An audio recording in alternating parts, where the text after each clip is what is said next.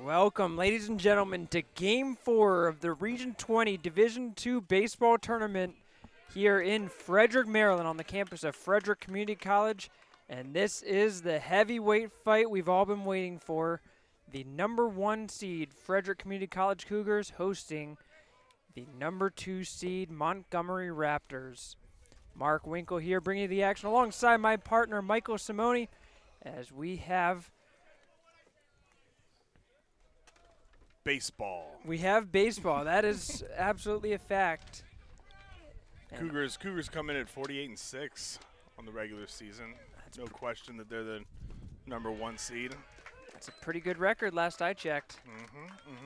And on the mound for Frederick, it's going to be Jake Crawford, the sophomore right-hander out of Collegeville, Maryland, standing at 5'11".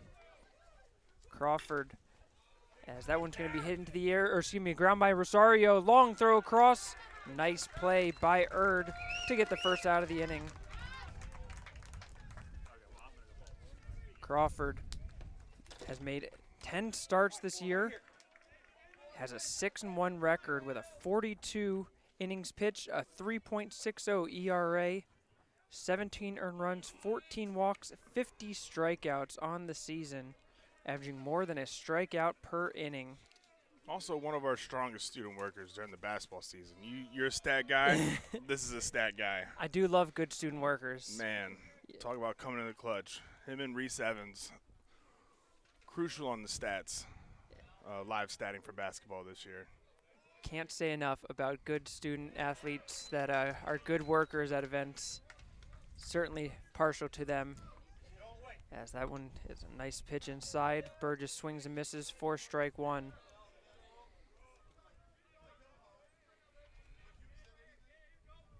Burgess hitting out of the 2-hole. Outside for ball 2.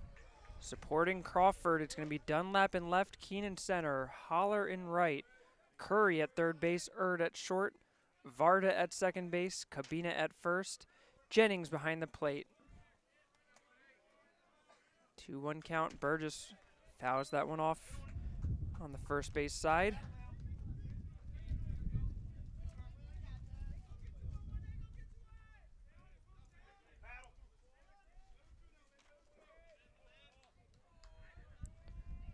Two count. Swing and a miss in the dirt. Jennings will take a step to his left, throw it across, and it will be a strikeout for out number 2. 12-6 breaking ball.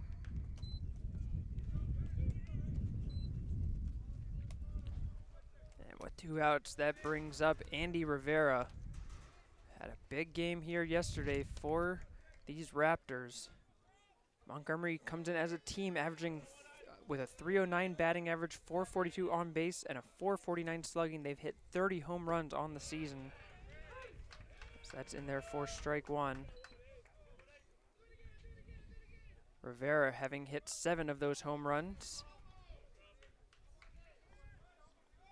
Finally saw our first home run of the tournament in dramatic fashion. Yeah, bottom of the 9th, game tire that put Catonsville in a position to win it in the 10th. Already seen 2 walk-offs in 3 games here. Catonsville was part of both of them.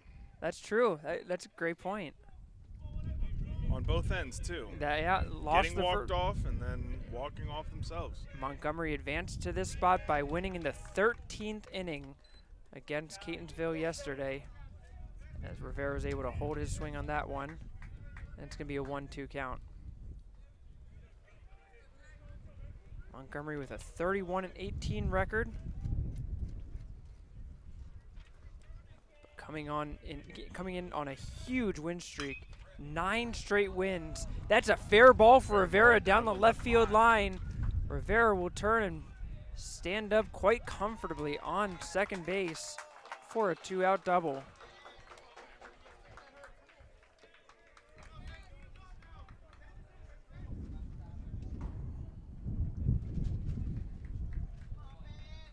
The last time Montgomery lost a game was April 21st to Shenandoah University. Before that, they lost to this Frederick Community College team on Saturday, April 20th. A series that they actually split, where Montgomery won the first one 4-2 before Frederick won the second one 10-2. That first game was in extra innings in the 8th inning. That was another exciting game. And that was right here on this field. So Montgomery familiar with big games on this field against this team.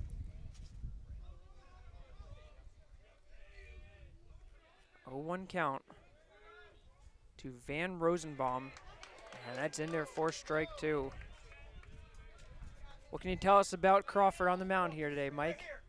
He can go the distance. He's been one of our stronger players on the mound. I mean, just like all of our pitchers here, they have great defense behind them. So that definitely helps out. But Crawford's got a great variety of pitches. He can get himself out of jams. Got himself out of jam right there. A great breaking ball on the outside. Rosenbaum unable to hold up his swing. We will go into the bottom of the first, tied 0-0.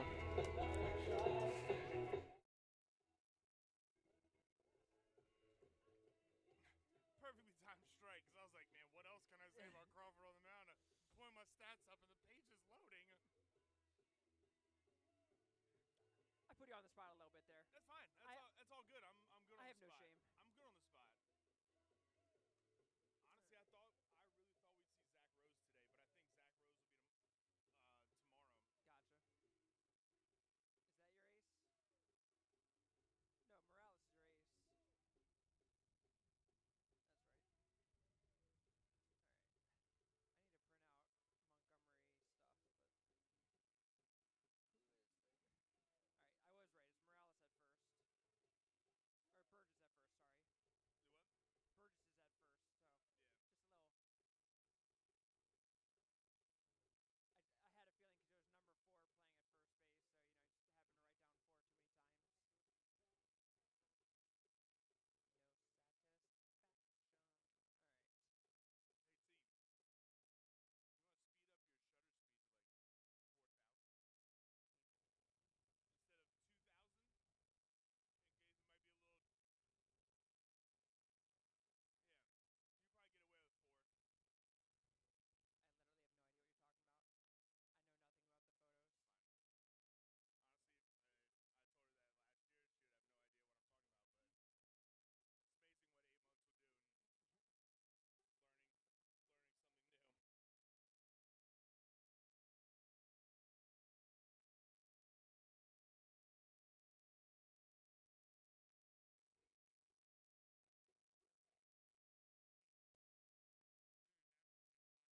Yeah.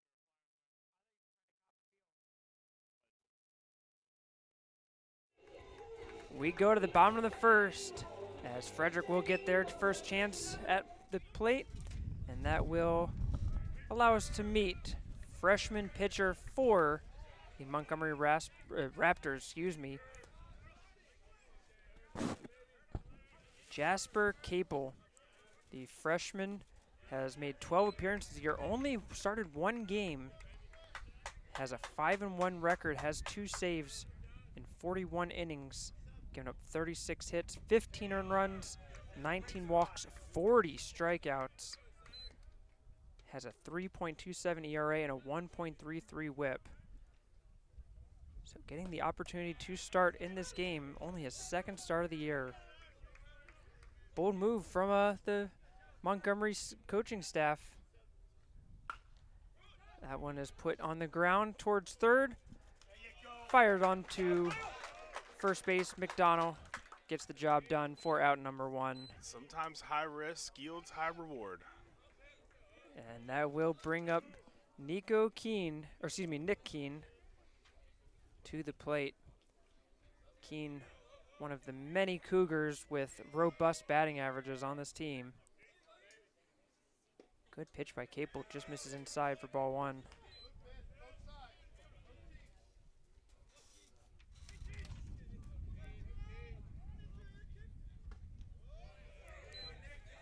So we talked yesterday about how in this situation I get to be the objective one. Allows you to be slightly less so. However, this is your former school playing against your current school. It's got to mess with your emotions a little bit.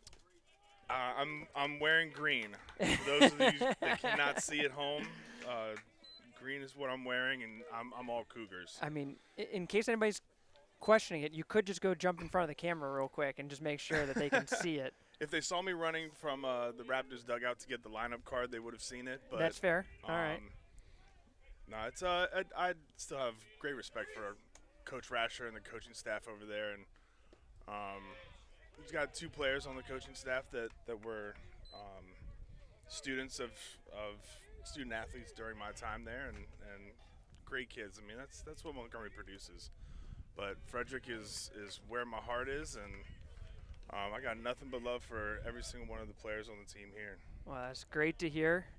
As should be fun for everybody involved, but just knew it had a little bit special extra something for you in particular. Definitely, I love when Montgomery comes up here. And always good competition. I can't help but notice the Montgomery coaching staff razzing you a little bit, you know.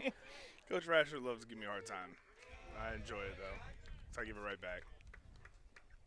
As that will be Cabina able to hold up, and it's going to be a 2-2 count to the big first baseman of the Cougars. Holds up again, and that will load the count up.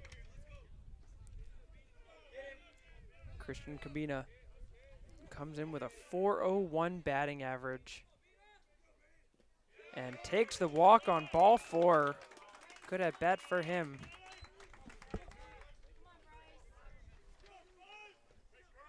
And that brings us to the cleanup hitter, Bryce Curry. Not quite a 400 batting average, only 394. Does have 9 home runs on the year. Picked up his 70th RBI of the season yesterday in the, I guess you could say, quarterfinal game. I know it's a little weird with the double elimination format, but the first round, we'll say. The first round, quarterfinal. I think quarterfinal is appropriate. I think the first round is the play-in game. That's true, yeah. You got the playing games, too, yeah. That one's hit straight up into the air in foul territory. McDonald is under it and makes the catch. None of these teams know about the play-in games. Both straight to the quarterfinals. Raptors able to shut down the Cougars in the first inning. We'll go to the top of the second. Still tied 0-0.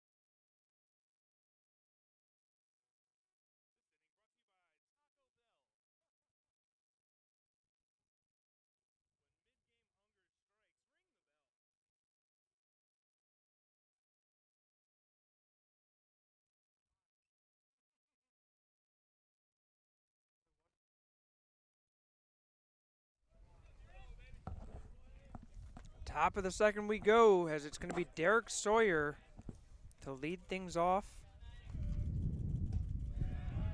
in their 4-strike one. We saw Sawyer on the mound yesterday. Put in some quality innings out of the bullpen to help Montgomery get through those 13 innings.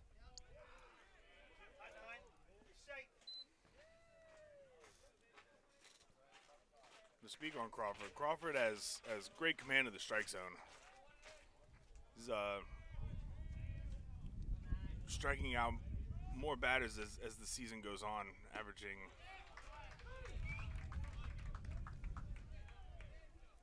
Certainly helps to have a breaking ball like that. And as Sawyer behind 0-2.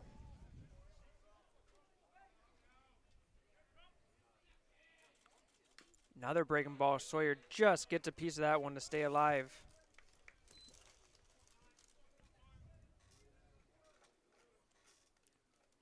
Derek Sawyer pitched the last 3 innings yesterday for Montgomery. Gave up 1 hit, 3 walks, 3 strikeouts to pick up the win, his 8th win of the season on the mound. The 1-2 pitch. Oh, just misses. Dropped it.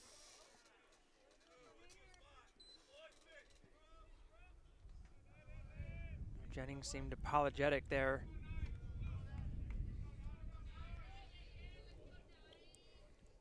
Crawford, another good breaking ball.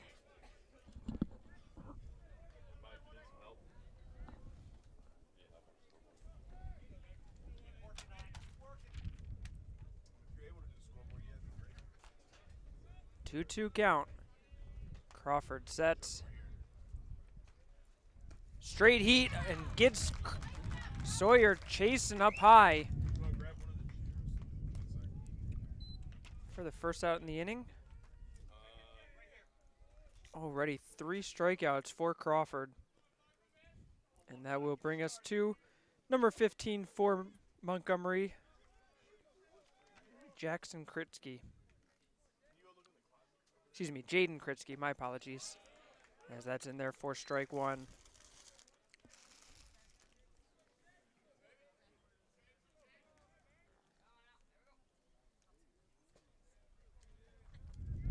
Kritsky 0 for 6 yesterday, trying to get his bat going in this game. Couldn't hold up there. It's going to be strike 2.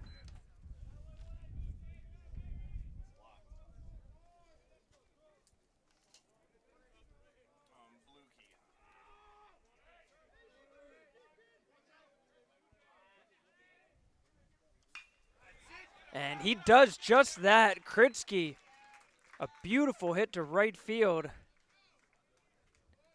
Get his first hit of the tournament. And gets the Raptors going in this inning with the 1-out single, and that brings us to the center fielder.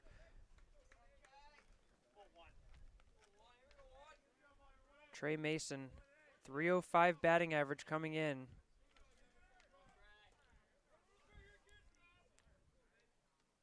Shows bunt.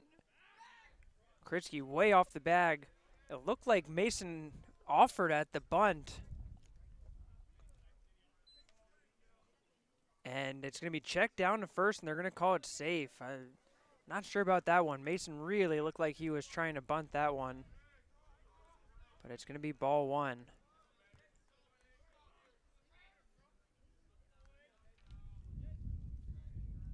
Crawford, another outside breaking ball, is going to stay out for 2-0.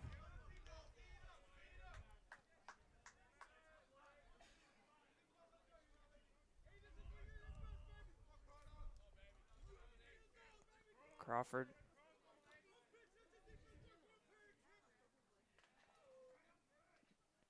Not really keeping too close of an eye on Kritsky. Doesn't seem very concerned about him on the base pass, but Kritsky has stolen 9 bases on the year. Only been caught stealing once. Kritsky with the 2nd most at-bats of anybody on the team, only behind Rivera. Played in 44 games this year for the freshman outfielder. 3-1 count to Mason. Now Kritsky getting a little bit bigger of a lead. Crawford brings it home, and it's going to be fouled off by Mason.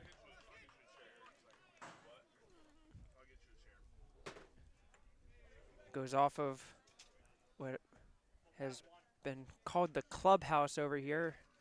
Basically just a storage container that they've used as a multi-purpose room. 3-1 pitch.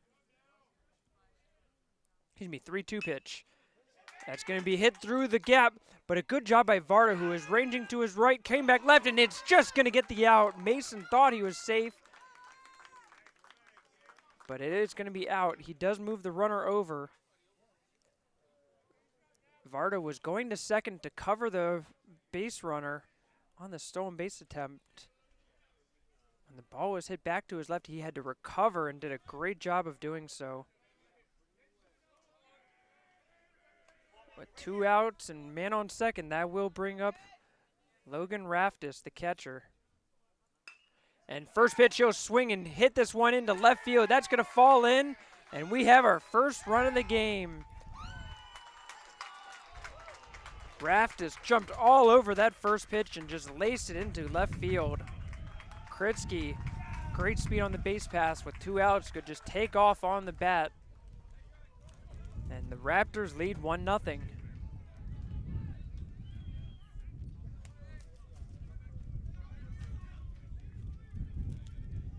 For Raftis, his 12th RBI of the season.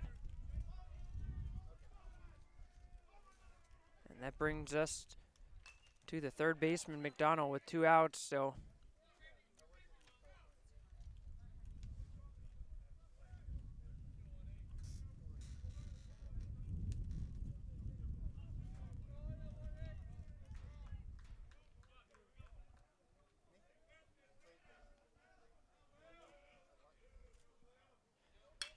Breaking ball hangs up there, and McDonald jumps all over that, tomahawks it into left field.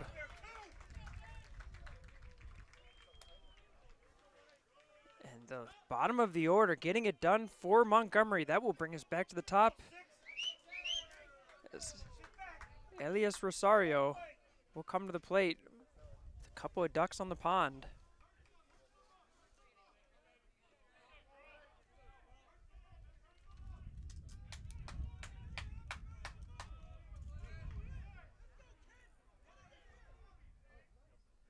Breaking ball just outside. Crawford wanted that one.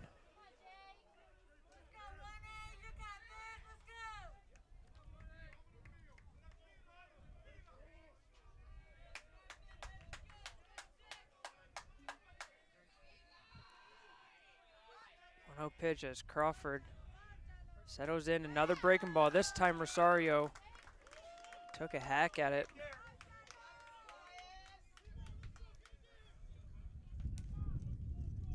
Rosario, an aggressive leadoff hitter. Not many walks and not many strikeouts. He's looking to put the bat on the ball early and often. 1-1 count. Another breaking ball swings through it. 3 straight breaking balls for Crawford.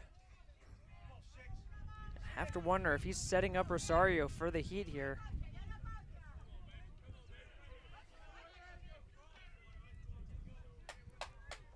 One and 2 count. A little off speed. Another 4 straight breaking balls. Rosario swings at the last 3, and he's able to get out of the inning. But it is the Raptors that strike first. They lead 1-0 going to the bottom of the second.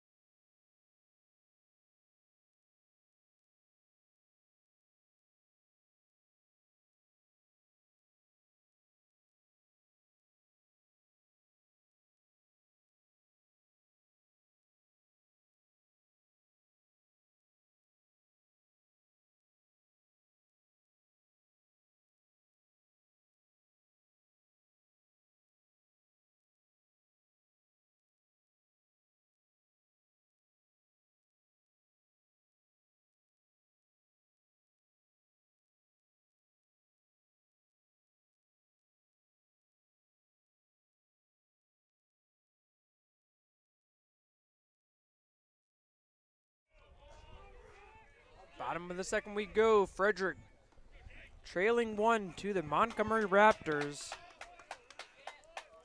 And it will be started by Jake Holler, the number 5 hitter in the lineup. As we'll see strike 1 go by. In the field for Montgomery, Rosario is in left, Mason in center, Kritzky in right, McDonald at third, Rosenbaum at short, Sawyer at second, Burgess at first, and it is Raftis behind the plate. As Holler behind 0-2 takes it in the dirt. The winner of this game will move on to the championship round and gets the rest of the day off. The loser will play one more time today in an elimination game where they will take on CCBC Catonsville after the Cardinals' dramatic comeback extra innings win to knock out Anne Arundel.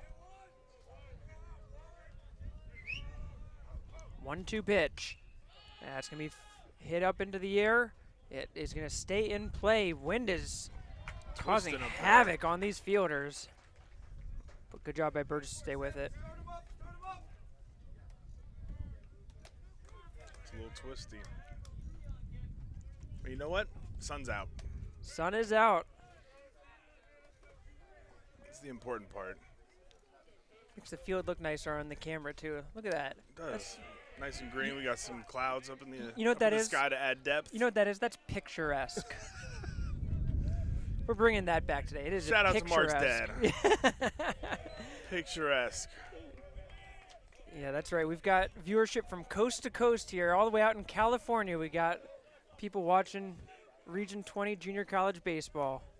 From down to 270 to out in California. That's in there for strike 1.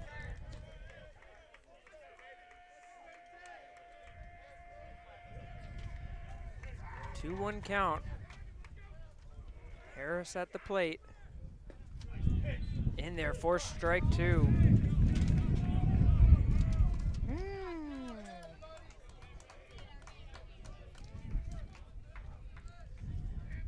Cooper Harris, swing and a miss, strike 3.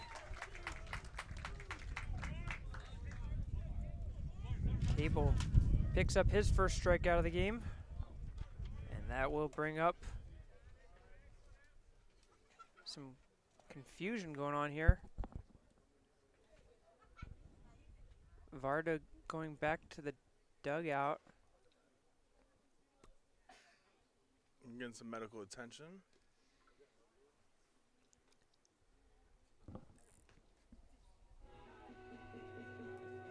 Go see our trainer, our athletic trainer. And did he hit himself with the bat while he was warming up, or catch something in his eye? Like, I don't know. Contact maybe. No, he was due up to bat, and then there he is. You know, it looks like he might have had a bloody nose. He's got a plug in his right nostril, so. I don't know about you, but I know I've hit myself in the bat while warming up before. So I'm just saying it happens, all right? I'm not saying that's what happened. I'm just saying it has happened. I have done it. No shame in it. If that's what happened. Varda now ready in first pitch. He hits one deep to left center, way back. It's going to be off the fence. And Varda. Stand up double. Bloody nose doesn't stop him from putting a ride into that one. Good first hit of the game. Let's hope some people follow up behind and do the same. A little 2-out double.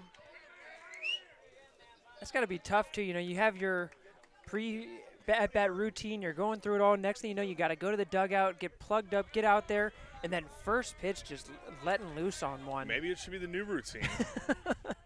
Warm up and on deck circle, entire at bat, and then right before you go up, just go see Sean Dash, and then any given Sunday, Willie Beeman thrown up into the trash can before going out on the field, something like that. That's going to be in there for Capel for strike 1, 1-1 against the catcher Jennings.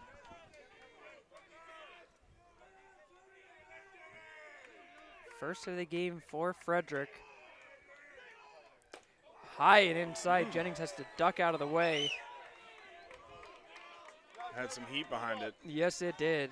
That would They say wear it, but you don't want to wear it there. not that one, no.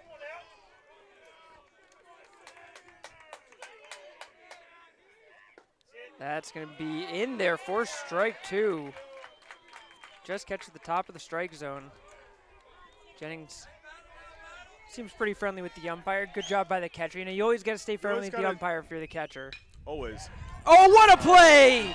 The diving stop by the third baseman, McDonald. Bring out the gold glove for that young man, and he gets the Raptors out of the inning, still leading 1-0.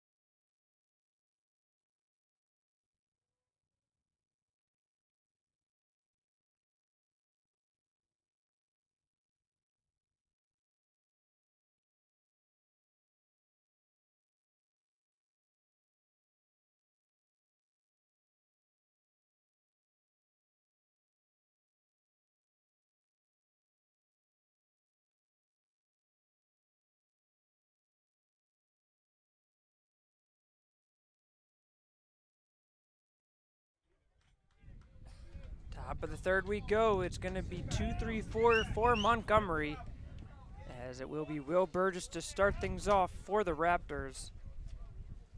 Burgess, a .465 batting average, 10 doubles, a triple, 7 home runs, 41 RBI on the year. A monster hitter at the plate.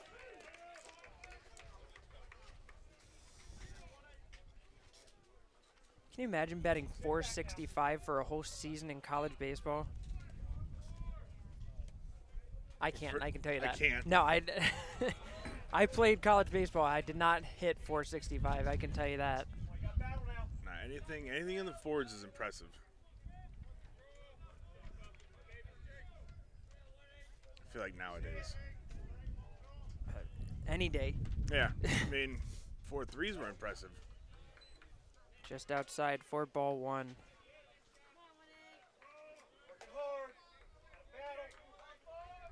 Only 14 strikeouts and 127 at-bats.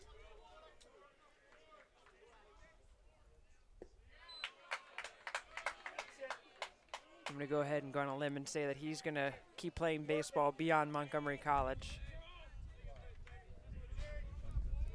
2-2 count. Versatile, plays first base and also pitches. Big swing and a miss. Burgess goes down swinging. Does that help or hurt the batting average there? Guess we'll have to make that 15 strikeouts on the year.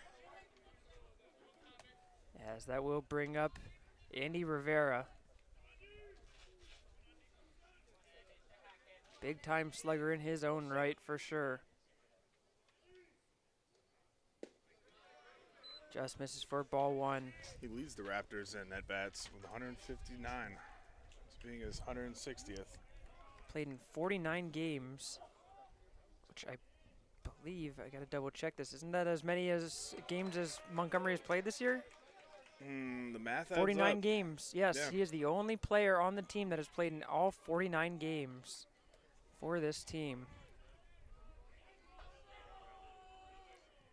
1-1 count. Big sweeping breaking ball in there for strike two.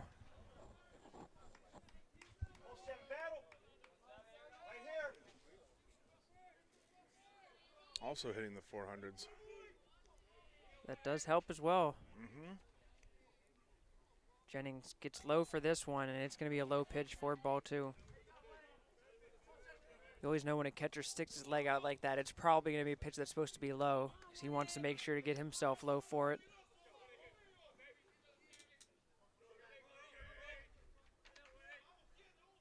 Now here, but this is low also. There you go, ball 3. Dirt or rubber.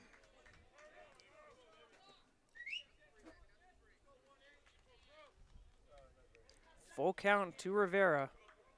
Crawford trying to get Rivera to chase. Not a hitter that you want to just put one over the middle of the plate to.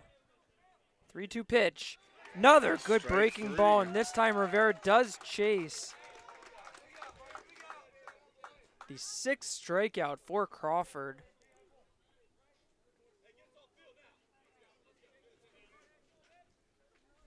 And that will bring up Van Rosenbaum to the plate.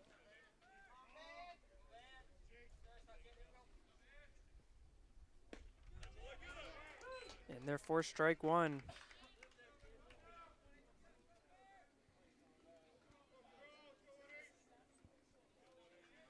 Most strikeouts that Crawford has had in a game so far this season is 10 against Cecil College back on April 9th. Quickly ahead 0-2. He looks like he might be chasing that. 6 strikeouts in 2 2/3 innings so far. I mean, and he's got 10 starts for the Cougars, and ooh, he wanted that one. Was taking a step towards his bench. has 50 strikeouts to his name on the season. So I mean, he's averaging five an outing, which he's already met his mark right now. So yeah. All right, now he's averaging 2 strikeouts an inning. And that's laced up the middle. Rosenbaum, great piece of hitting from him, just taking it right back up the middle.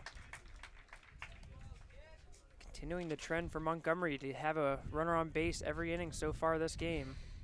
And that brings up Sawyer with 2 outs and a man on.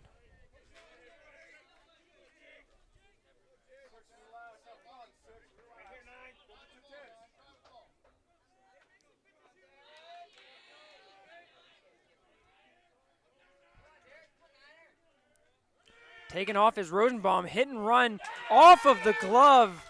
And that is going to go down an E5 as Curry just had it bounce off the end of his glove. Perhaps distracted a little bit by the runner going. First error of the game.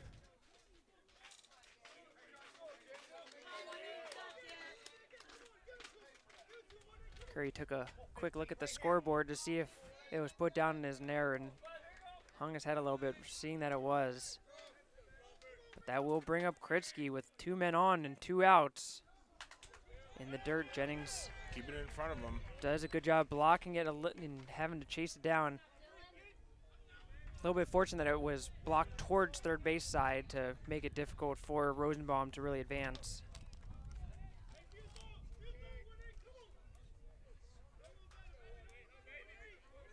Crawford in a little bit of trouble here. A lot of strikeouts, but also a lot of runners on base this game so far. And they're going to call it on the swing. Home plate umpire called it on the swing. Didn't need help with that.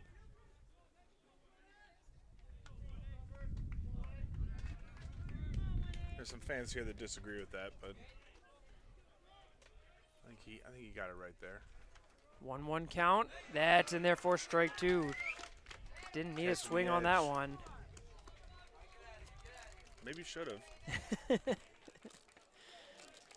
Hindsight, though. 1-2 count. Crawford trying to get out of danger once again. He's been going to that breaking ball anytime it's been a 2-strike count. Goes for it again. It's strike 3 called. It's behind the umpire. He'll throw it down to first. What a scoop up by Cabina at first. Picks up his catcher. And Crawford does avoid any more damage. Still Montgomery leading 1-0.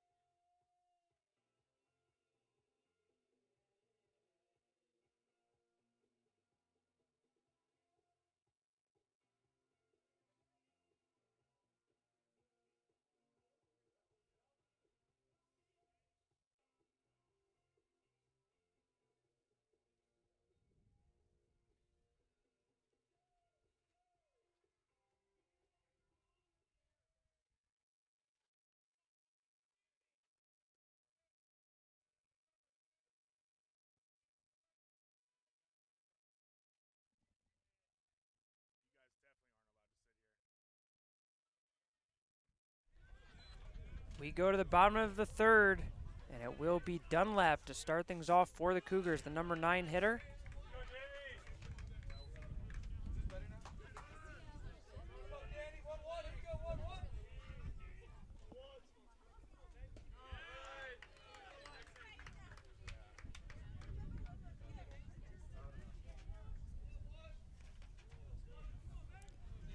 Two-one count to Dunlop.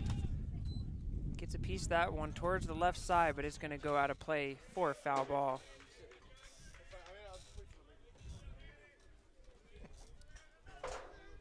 You're too nice, Ed.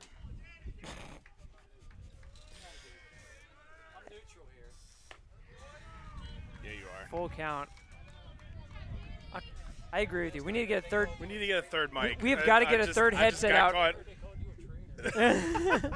This one is hit to center field, but Mason doesn't have to move too much, as that will go right into his glove for out number 1. Over here chatting with Ed Durham over here, and everyone's listening. Everyone's wondering who I'm talking to or what I'm talking about. Ed Durham's over here to our right chatting. Excuse me, that was not Dunlap. That was Herrera. My fault on that, as this will be Erd, first pitch, hitting this to left field, and that's going to fall in for a base hit. Josh is good for a base hit. That's Region 20 Director, Cecil College Athletic Director, and head men's basketball coach Ed Durham out here enjoying some baseball today. So many jobs he's got to do. He gets to relax a little bit and enjoy some baseball. Well deserved, well earned.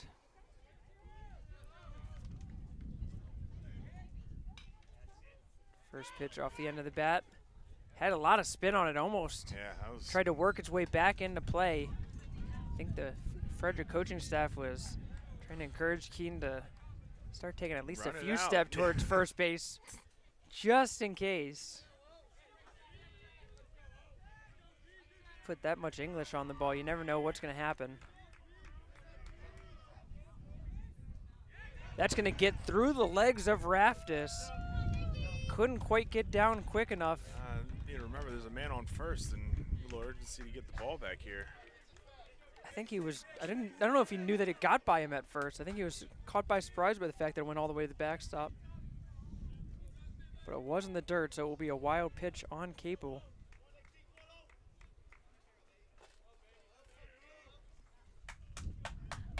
Erd at second base now, representing the tying run. That pitch right over the plate for strike 2.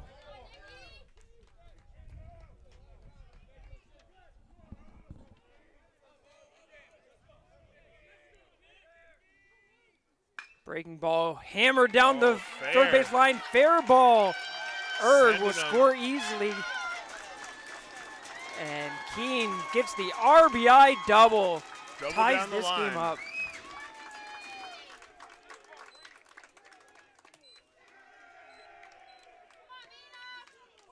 51st RBI of the year for Keene. 15th double of the year as well. That's a darn good number.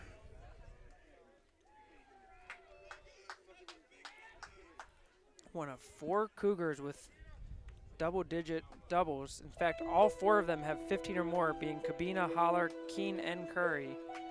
And that will bring out the Montgomery coaching staff to come talk to Capel after giving up a couple of back-to-back hits.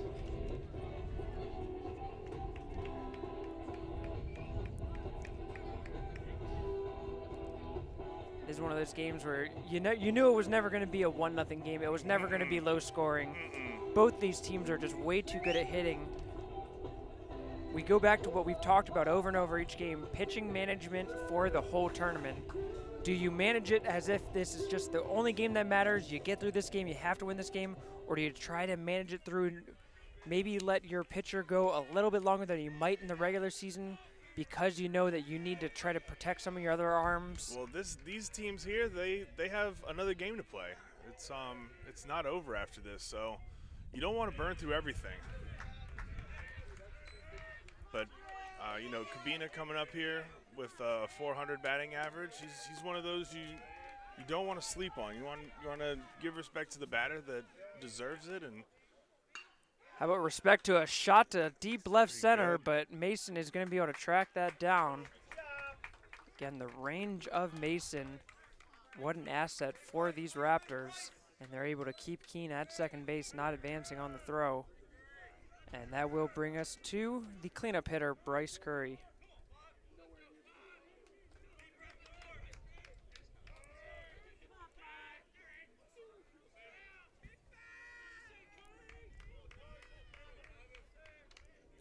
Curry with 70 RBI in 50 games. Hits this one up the middle, first pitch. Rosenbaum will fire it over and gets the third out of the inning. But not before the Cougars tie the game up on the RBI double by Nick Keene. We're tied at 1-1 going to the fourth.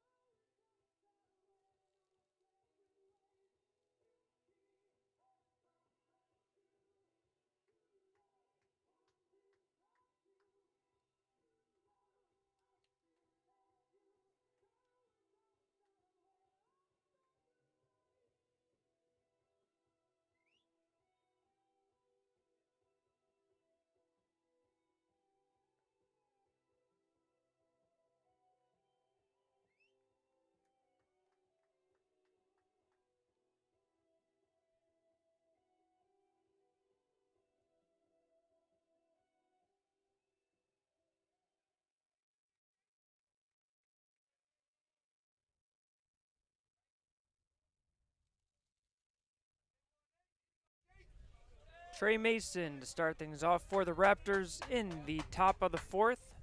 Center fielder as part of this 7-8-9 due up for the Raptors inside for ball one.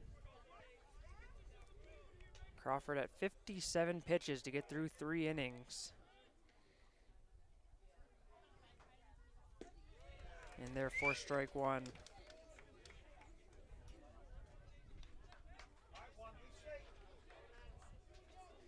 Frederick has used 17 different pitchers throughout the season to get to this point. So certainly plenty of options, but that one is ripped by Mason to right center. Will fall in front of Keene for a leadoff single.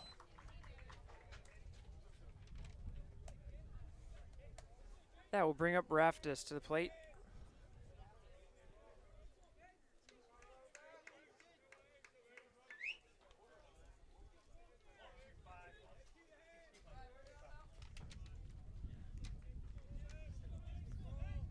For Montgomery, I have to imagine that the only player not available today from the pitching, it's going to be Mason. It's going down to second, able to slide in there just in time. Jennings threw a good one-hop throw.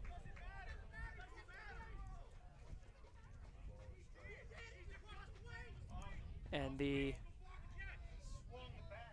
Frederick coaching staff is trying to argue that it was batter interference on the play, but the home plate umpire not buying it.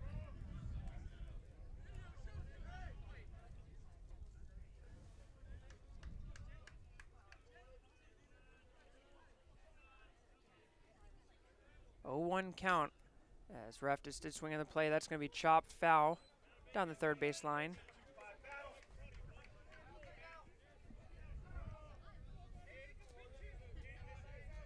As I was saying, the only pitcher that's probably not available for Frederick today is Morales, who pitched 8 strong innings yesterday.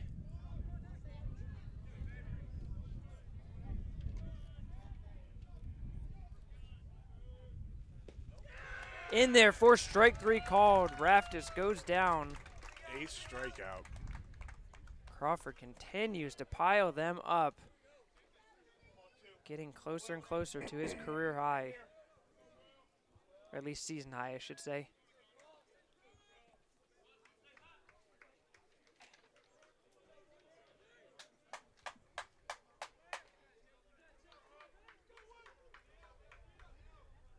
One out, man on second. That brings up Will McDonald.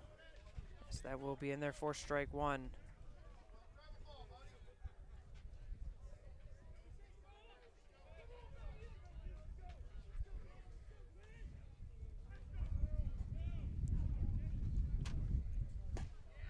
Just high, didn't miss by much. That's another pitch, Crawford. Disappointed he didn't get the call on.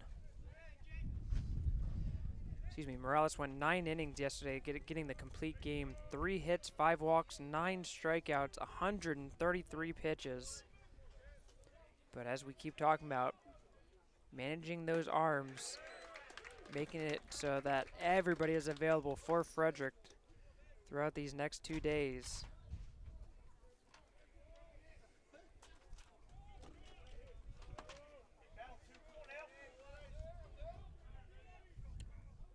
One-two pitch. Crawford checks the runner. And that's going to be strike 3. The home plate umpire again calls the swing. Doesn't need help with that one. And with 2 outs, that's going to be Rosario coming to the plate for the 3rd time.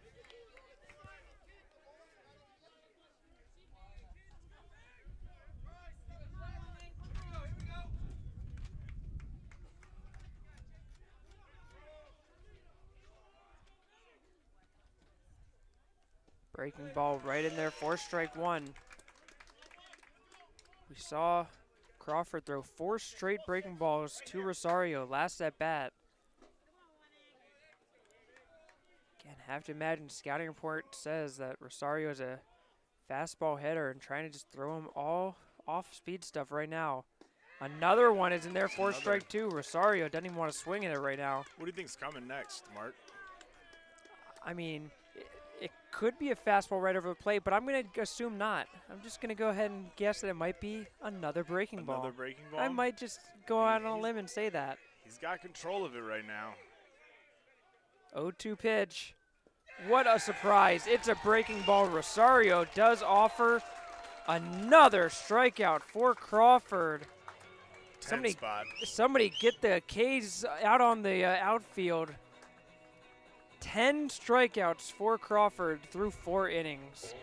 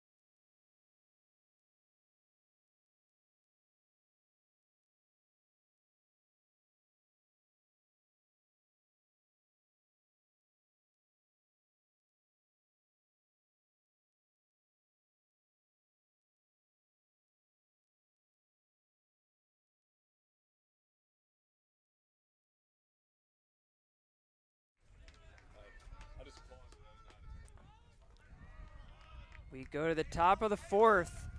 Excuse me, bottom of the 4th as Jake Holler to start things off for the Cougars. 5, 6, 7 due up in the lineup as Capel puts in a strike 1 to start the inning. Mike, you were just doing some homework over there. Tell us what you got. I was just looking at the NJCAA website and the national stats.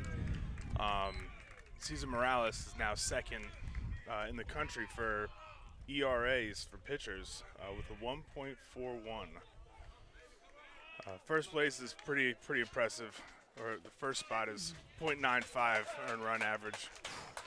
But Morales' performance yesterday really boosted him up there to number 2 in the country. Well-deserved recognition for Morales. Again, haven't gotten all of the postseason awards and all that coming through yet, but have to imagine his name will be mentioned at some point during those. 2-2 count. That's going to be hammered to left. Will drop in front of the left fielder, Rosario. Great line drive hit for Holler, and he is pumped up on first base. And that brings us to Harris. Cooper Harris, the freshman right-handed hitting, 6'0" out of Gainesville, Virginia.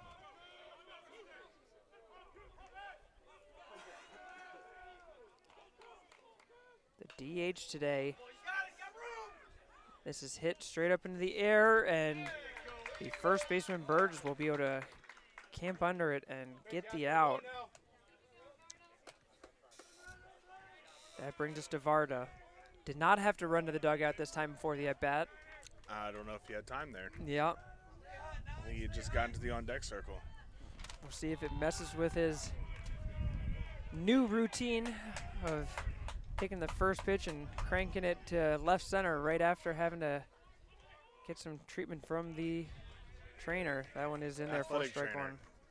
Not just trainer, athletic trainer. You're right. Shout out to the athletic trainers. ATCs all over. Sean Dash here, Christy Voigt over at Montgomery. Underappreciated group, and we would not be able to have these games if not for them, and for sure, keeping everybody safe and healthy, well conditioned, all the above.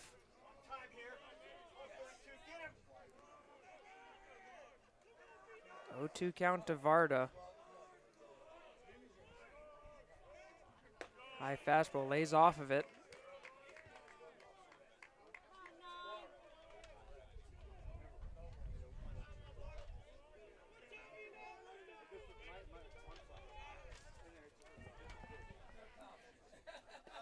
Just outside again.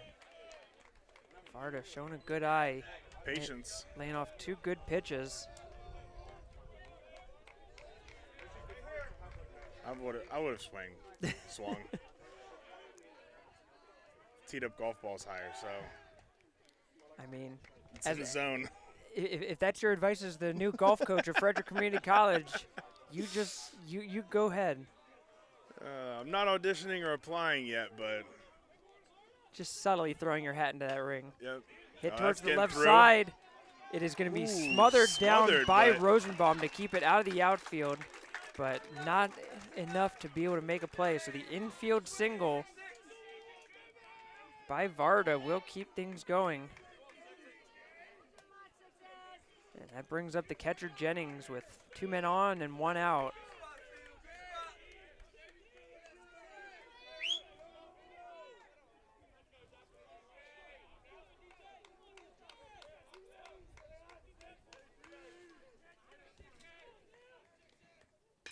First pitch, Jennings lifts up into the air, got under that. Mason has a chance to get under the ball. Strong throw will keep the runner right where he was, as Jennings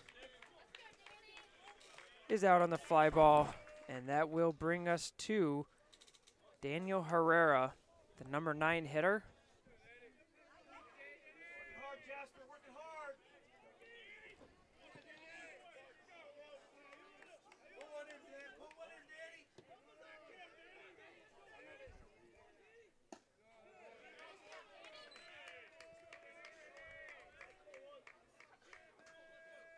Herrera 0 for 1 on the day.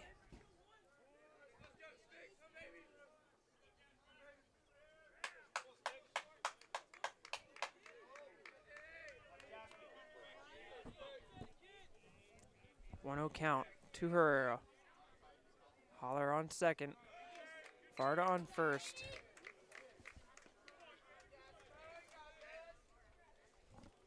got the top of the lineup on deck, eagerly waiting his chance. Ferrero can find a way to get on. In there for strike one.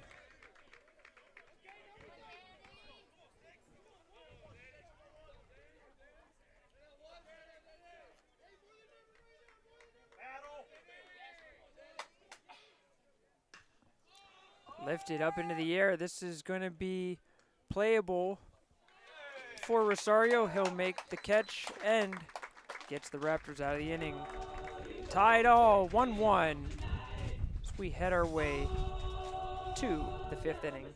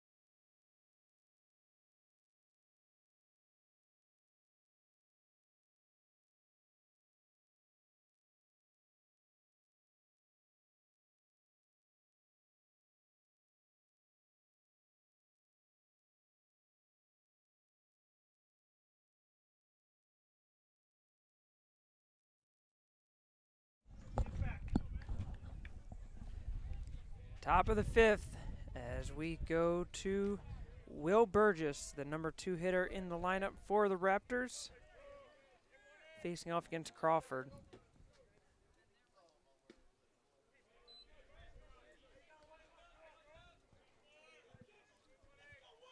The Frederick fielders haven't had a whole lot to do today.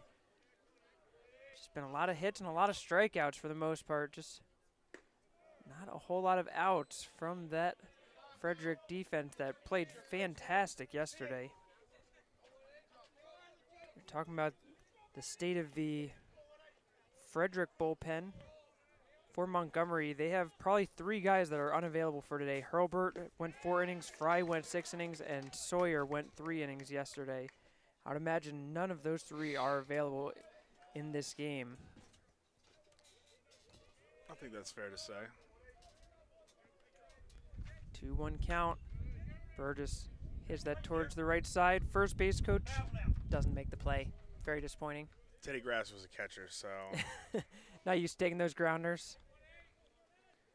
Maybe if he was in a squatting position, he would have had that. Maybe. Yeah. He probably just had it bounce off his chest and kept it in front of him. 2-2 count. They say that most coaches come from the catching position. It just seems to be the way it is. And just getting word from our regional director that Potomac State is the 2024 softball champions, knocking off the College of Southern Maryland in the championship game today. Congratulations to the Catamounts. They have won quite a few in a row. We're hearing probably 5 in a row. We'll not hold you to that, but it's probably a good guess, as it was a lot closer this year in softball this year. A lot more parity than we've seen in years past, but still Potomac State emerges as victorious.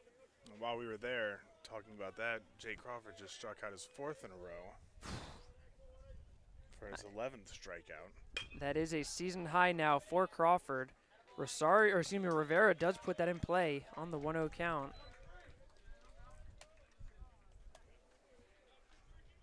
It is a weird thing to see just so many strikeouts, but then so many hits. Yeah.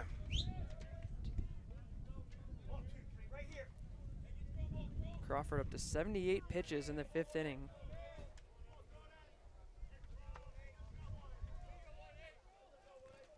I think a lot of it has to do with the fact that he's leaning so heavily on that curveball of his that when it's biting, it's hard to hit. And that's going to just nick Rosenbaum.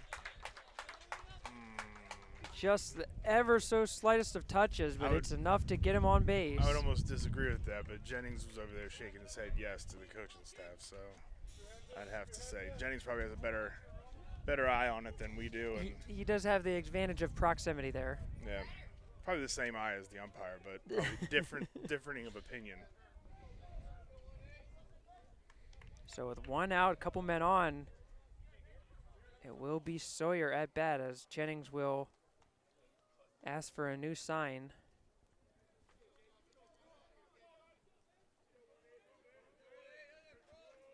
I don't know. At what points do we start getting all of the pitch comm stuff in JUCO baseball? As that bunt is put down by Sawyer. It's a beauty. Crawford's going to try to throw across. Bounces off Cabina. Now there's going to be a play at the plate. Got him. Oh, he is out at home plate. There we go. What a play. That was Curry covering home plate, putting the tag on him. Great tag. Even better throw. So it's a bunt single for Sawyer. Dan's out here arguing. And now Rivera, who advanced to third, tried to come home. That will be a 1-3-5 put out at home plate.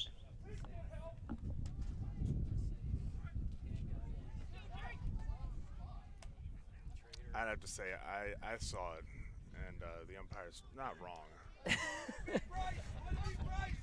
It was a tough call. Let's just put it that way. That was a really close play. But the right call was made.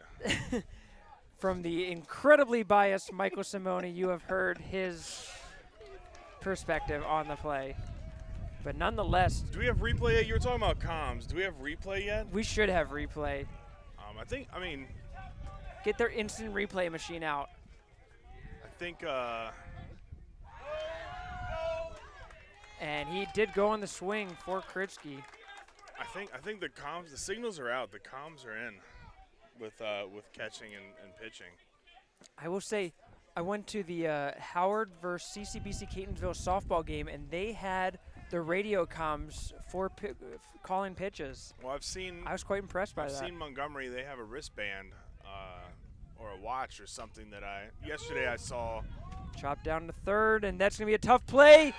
Diving play, but Kritsky is out at first. What a play by Curry. Get out of that one. Back-to-back big defensive plays from Curry. Puts the tag on at home, throws him out at first. We'll talk more about pitch comms when we come back. But a big stop for the Cougars.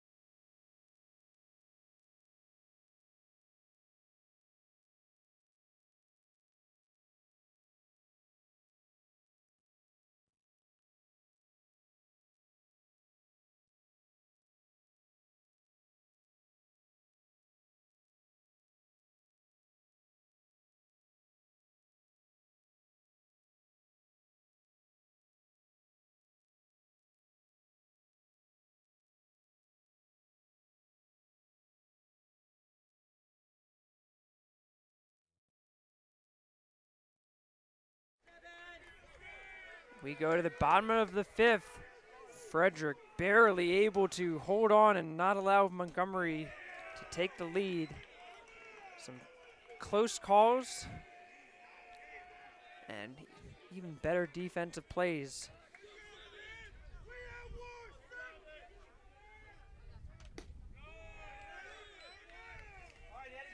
Misses for ball 2.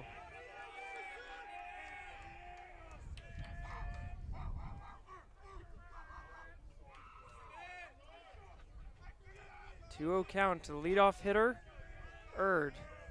And we did have a pitching change between innings there, and I have to recant a previous comment when I said that Fry was probably not going to pitch in this game. Guess what? It is Eddie Fry in there.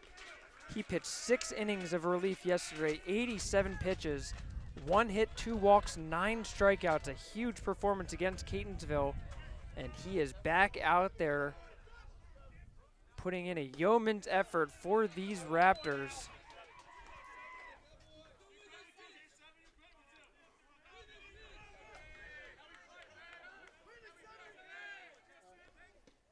Big swing and a miss and a strikeout to start the game for Fry.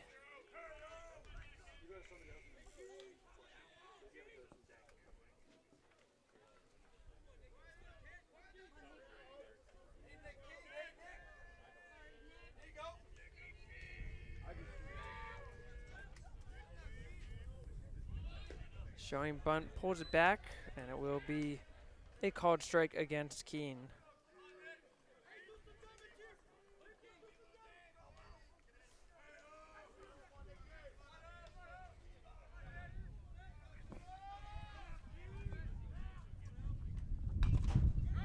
That's a Puts little it trickler. down. Oh, And it's going to be couldn't handle fumbled it. by Fry. And a good job by Keene to get on base. As that will go down as an E1.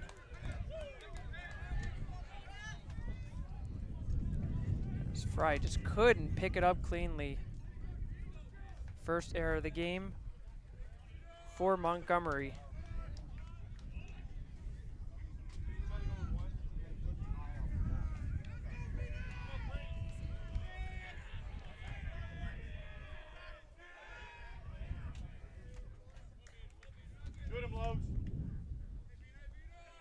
It looks like Eddie Fry is known for pitching in back-to-back games. I can't say that it's as many as 6 innings, but Have to say, going back and watching the replay of that play at the plate, we don't have replay here. it would appear, at least to my eyes, That he tagged his hand. that it was indeed a perhaps wrong call by the umpire, as it looked like Rivera may have gotten his hand underneath the tag. So It's all proximity, Mark. again, not saying that we have the best angle from that camera or from where we're sitting, but pretty good one, and it looked like it was arguably the wrong call at home plate. Taking off for second is Keene. He's going to be in there, and he will be out. And I might say that might also have been a wrong call, as his foot looked like it might have gotten in there. But a great throw by Raptors. He put that on a rope to throw out Keene. And now we've got an injured Raptor. I believe that's Sawyer on the ground right now.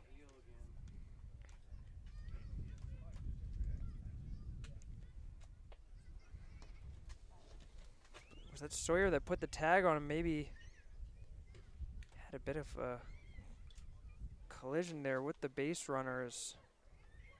Sawyer's trying to walk it off.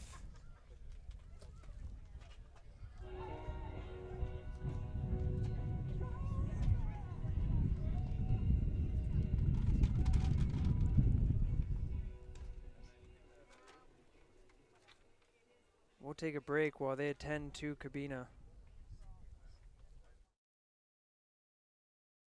Correction, to Sawyer.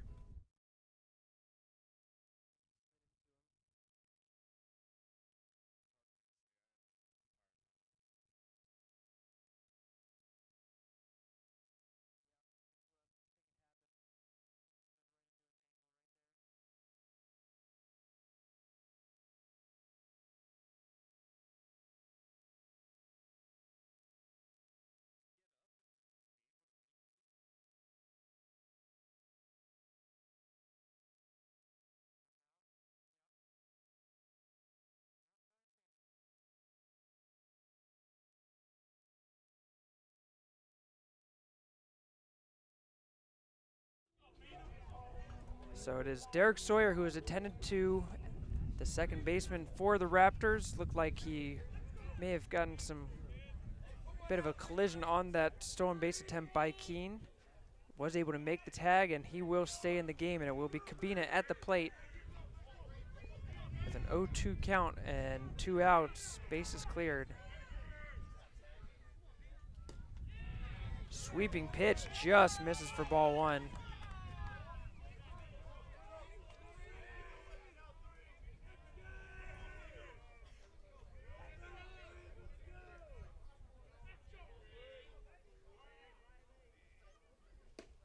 That one will catch it. Eddie Fry gets through the inning. The relief pitcher does it again for the Raptors. We go into the top of the 6th, still tied 1-1.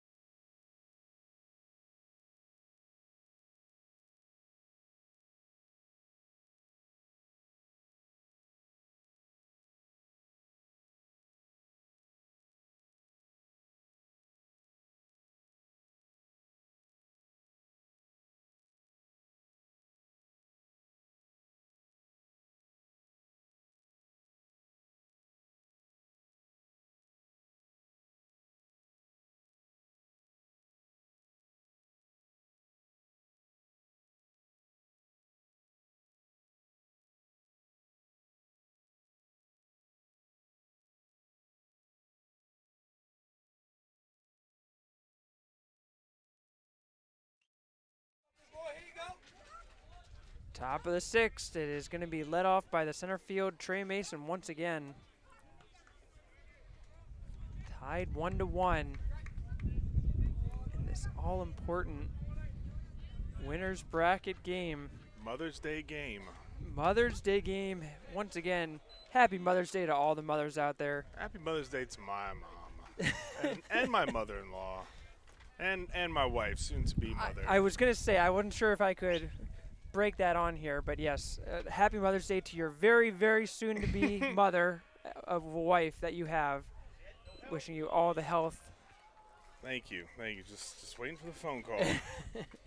If at some point I end up going solo for the rest of the game, most of the people out there that know you will wonder, not wonder, they will know why. 2-0 count.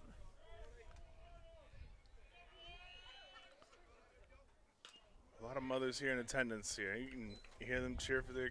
This is a very local game, Montgomery being right down the road. I'm sure all the mothers traveled up here to watch their sons play. And what a crowd. I know. Every grandstand bleacher spot is filled. You've got lawn chairs 3 rows deep at every point here. Mm-hmm. I mean, this is just fantastic. The way baseball should be. In there, 4 strike 2. Good pitch by Crawford. BYO chair here for sure. Again, give you credit for having some bleachers, but always better just bring your own. Yeah, bring your own chair because you know Much it's going more to be comfortable. Absolutely. 2-2 count. What a breaking ball. He freezes Mason. Still got it. Hey, I'm going to run down to the Frederick Bullpen and see if anybody's warming. Nope, no one's there. No one's there. Lickety split. I was there and back. 12 strikeouts.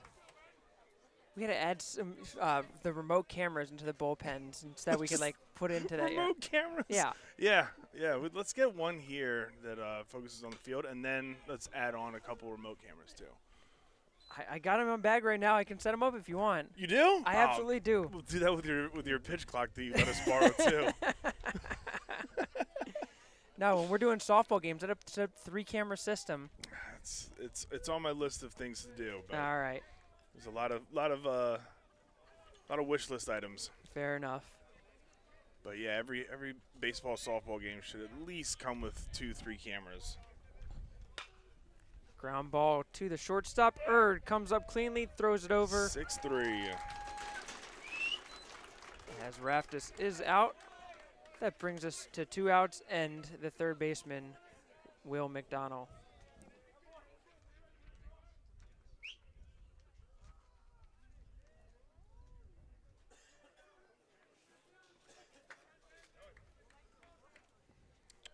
McDonald 1 for 2 on the day. Also has a strikeout.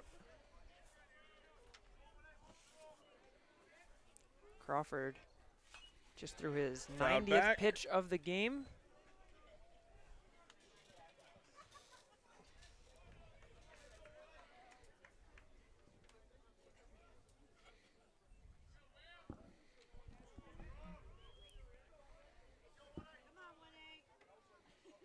Oh, 1 pitch. Another breaking ball. It's going to be hit towards the shortstop. It's like deja vu all over again. 6-3 put out. 1-2-3 inning for Crawford.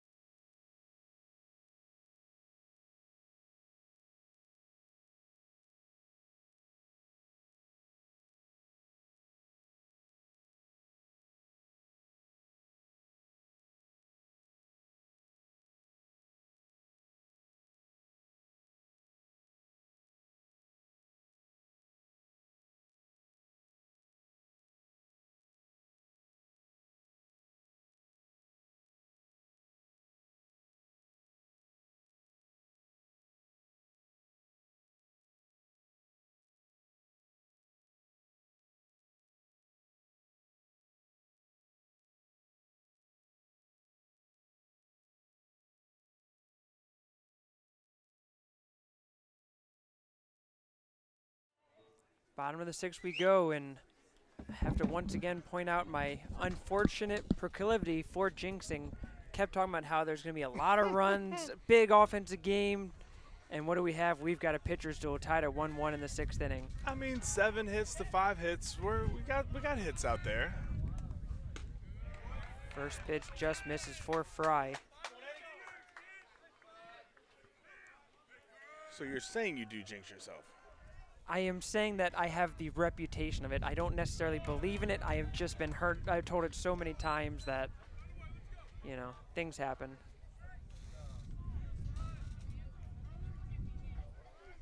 Things do happen.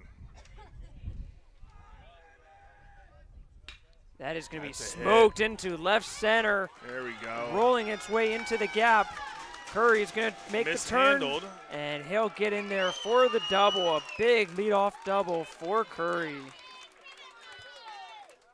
I think it was going to be an easy double for Curry, easy either way. Either way, yeah. Didn't mean to point out the mishandling. It didn't affect the base running at all. It was a double. And that will bring Strong up double. Holler. In the 5th spot.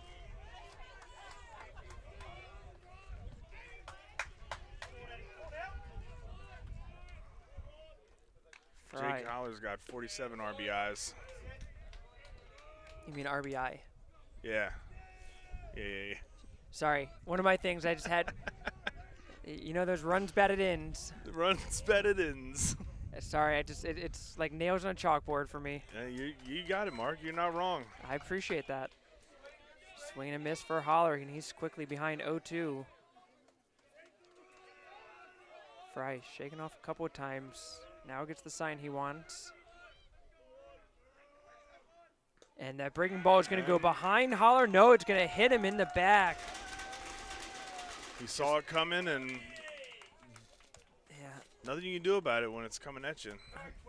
Don't think he minded that one on an 0-2 count. No, got out of that one. And we might have a pinch hitter here, as Coach Rodney Bennett will make his way to home plate. Cam Jones coming up, number 2, a lefty. And it will be Cam Jones indeed, the sophomore. He's batting .391 this year. How do you have a batter that's hitting .391 coming off the bench? That's just not fair. Jones has 69 at-bats this year in 30 games. 27 hits, 5 doubles, 2 triples, 1 home run. And as you mentioned, 17 RBI. The sophomore left-handed hitter out of La Plata, Maryland. You think he's going to bunt?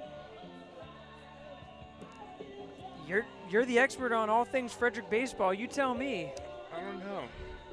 I mean, lefties are normally closer to first base by proximity, so. Could go for the old Ichiro drag bunt.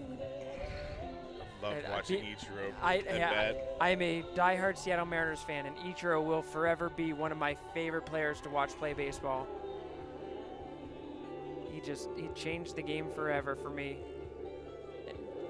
Dan brought in his entire team except for the right fielder. No, all the outfielders are out they're there. All behind us. Okay. Yeah, center fielder's hiding behind the crowd. Left fielder's crouching down there. Looks like he's a spectator. Doing some yoga, I think. So he's getting the infield ready for the I gotta bunt say, that might be to come. The added seats out there in left field for the fans sitting right behind the left field fence. Dangerous, but you know what? You assume the risk. It certainly would have been dangerous for the 9th inning of the last game. 10th inning. No, 9th inning home run, yeah. That's right. And you were right. The bunt was put down, but couldn't quite get it into play for Jones. Well, the element of surprise is no longer there. No longer there. It was no surprise to Dan. Coach Rasher knew it was coming. Apparently it was no surprise to you either. It's like you've watched some Frederick baseball this year. I've had some help with my homework.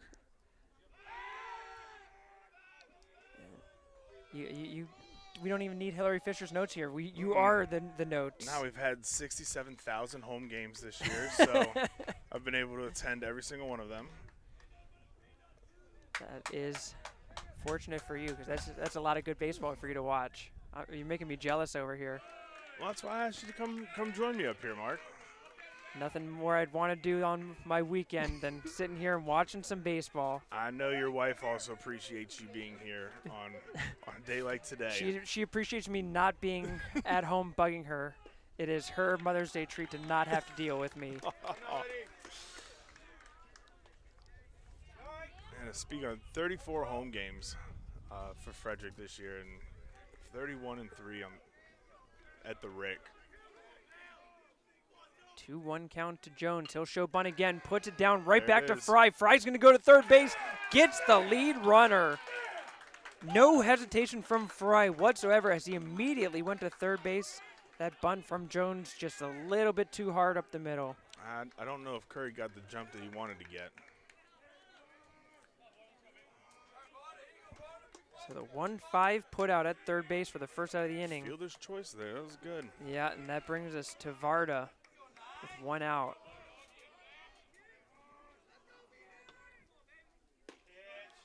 And therefore strike 1. That's tough when Jones was clearly brought in to pinch hit for that very reason, to put the bunt down, and just couldn't quite advance the runners on the play. Coach Bennett didn't look too happy with the outcome of standing there at third, but I mean, how often does Coach Bennett look happy? Is he like a big smiley guy? I have the pleasure of seeing him more than just on the baseball field, so fair enough. But I've only ever seen him on the baseball field. It is business when we're here. Yes. So no, it has business attire. We're here to do a job. course, for him, it looks like the Bill Belichick business attire out there. I'm sure it's not the first time someone's referenced that. But Fair enough. 2-1 count to Varda.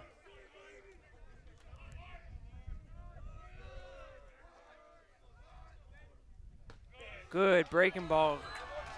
Brings it in. The Frederick side of the stand's not thrilled with that call, but it looked pretty good from my eyes here. 2-2 count.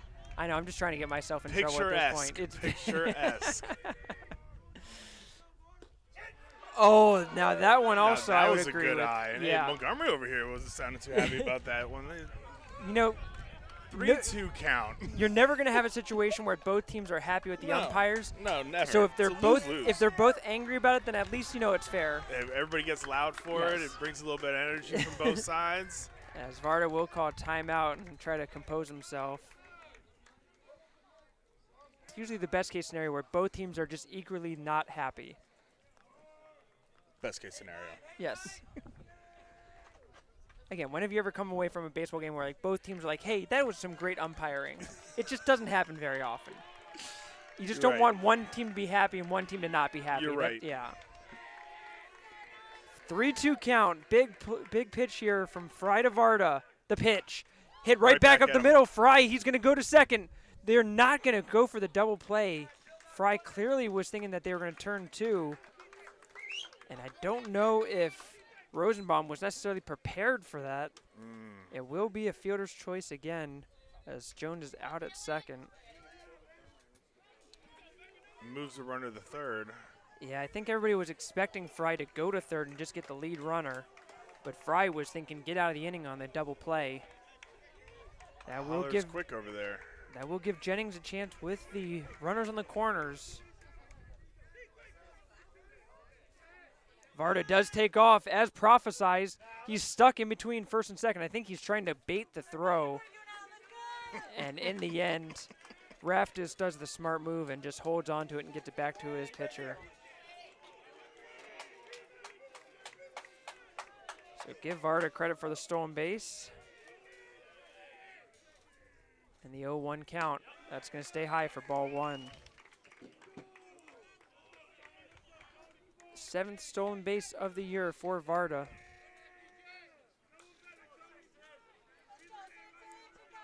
Fry leaves that curveball just inside for 2-1.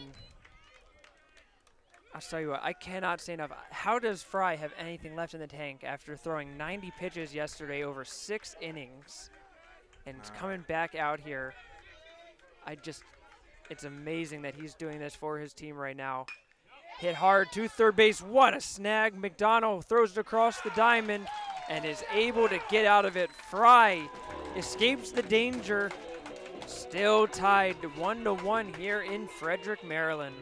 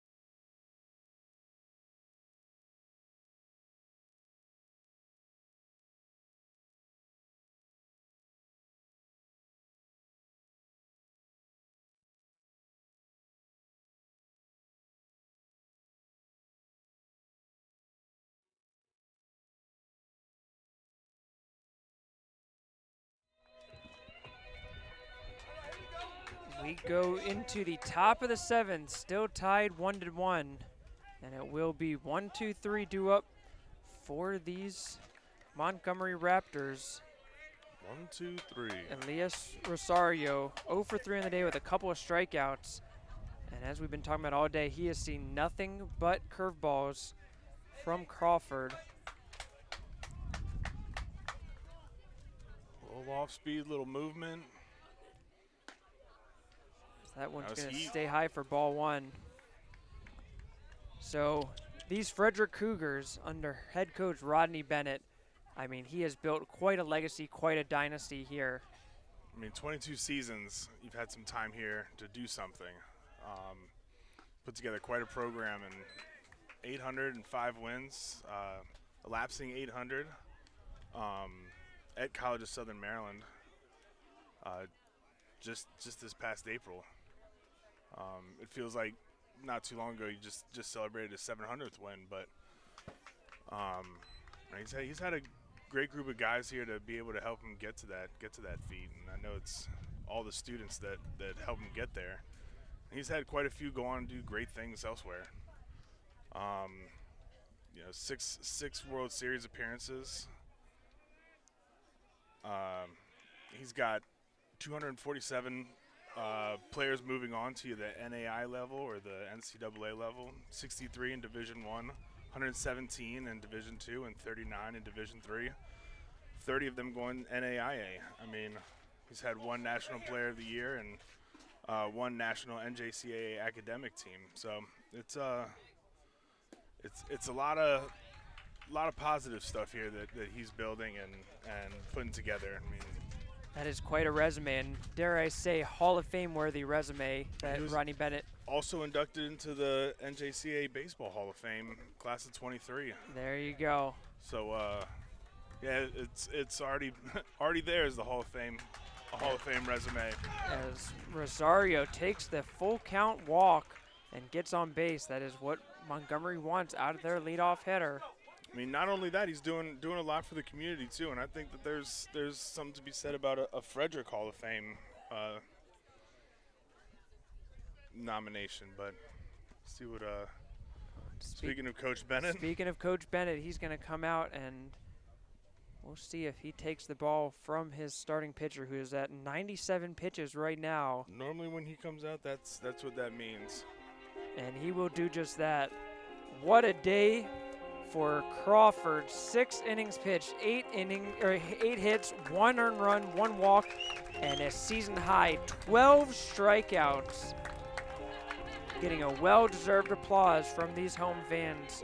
We'll be back after the short break and tell you about the pitching change.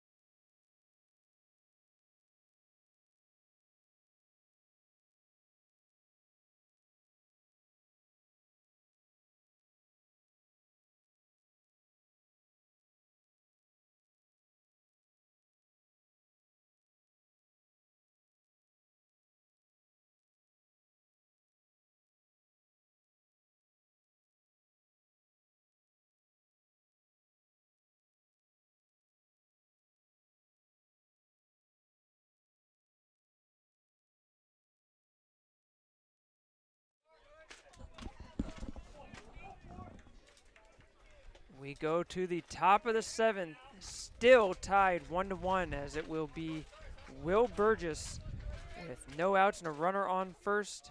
Rosario had just gotten the leadoff walk, as our new pitcher will be number 32, Joey Serafin, the freshman right-hander, 5'10", out of Boiling Springs, Pennsylvania.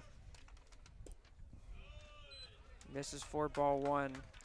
Serafin has 15 appearances, all out of the bullpen, a 5-0 record with 5 saves on the year, leading the team in saves. 31 innings pitched. He's given up 14 hits, only 4 earned runs. That's going to get through the left side gap. Rosario will stay at second, but back-to-back base runners for the Raptors. 18 walks and 29 strikeouts on the year for Serafin, with a sub-2 ERA.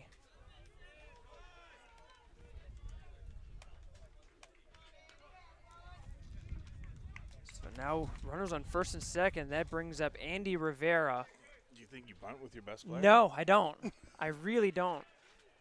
I'll tell you what, there's been some times where I have seen teams, more so on the softball side than baseball, where their best hitter will come up and they put down a bunt and it just drives, oh, you've got to be kidding me.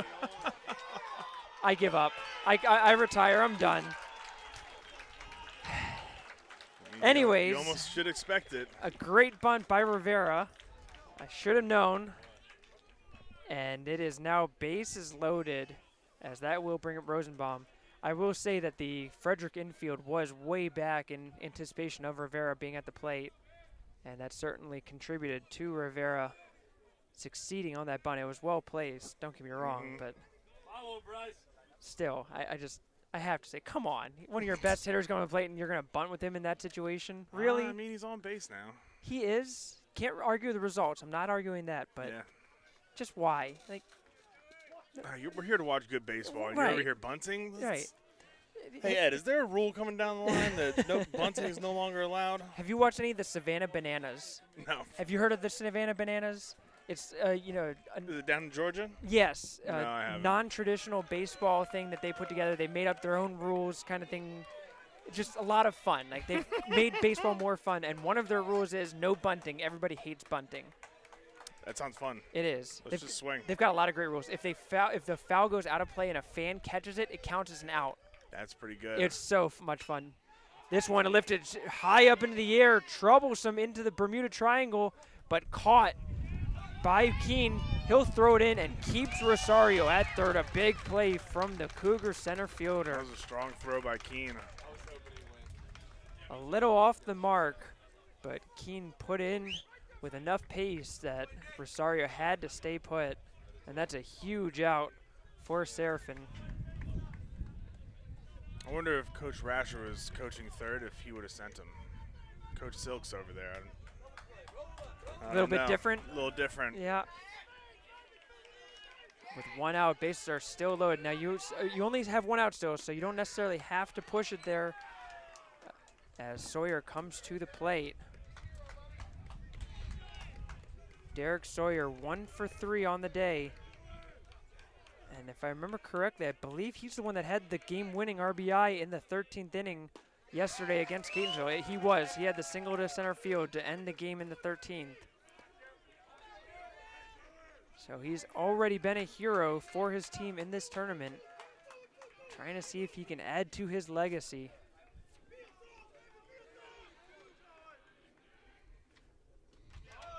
Breaking ball in the dirt. And he held up on that one.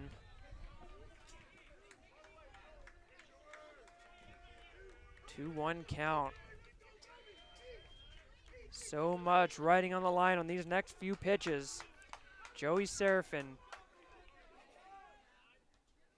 Breaking ball off the end of the bat. It's got a lot of spin, but it's going to spin out of play for a foul ball.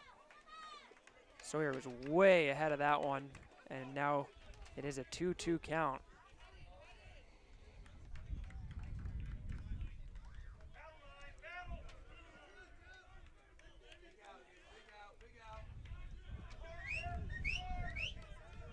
One of the biggest pitches of the game so far. Serafin Staring down Sawyer. The pitch. Breaking ball. He swings and a miss. What a curveball from Seraphin, and Sawyer got caught chasing on that one. And with the 2 outs, that will bring up Kritsky.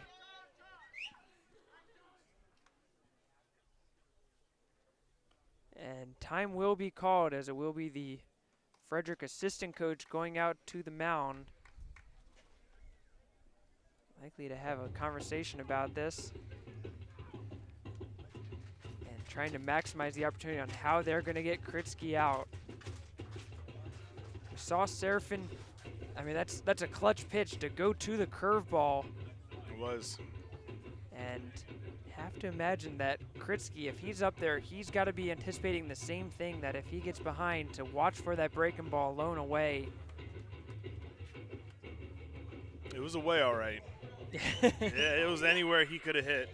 Again, but when you're in there, like, that thing looks juicy for a second. Oh, it does. It looks like it's just going to hang right there. Split second. It's coming at you right down the pipe. Last second, it just snaps off.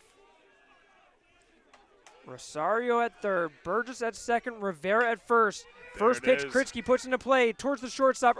Flips it over, and Seraphin able to escape the danger. We are still tied at 1-1. Wowies. That was good baseball there. Going into the 7th inning stretch. Don't you go anywhere.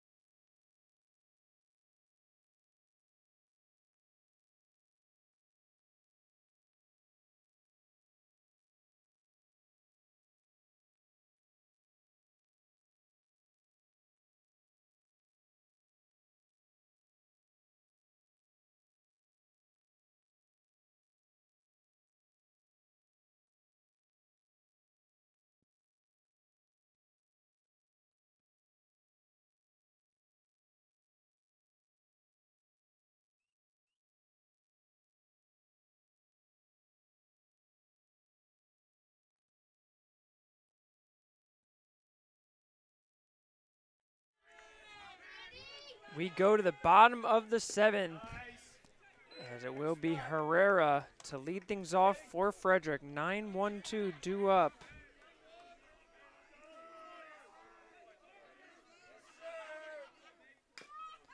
First pitch, chop right back to Fry. I'll tell you what, Fry has been busy defending his position, as he's able to flip it over to Burgess for out number 1.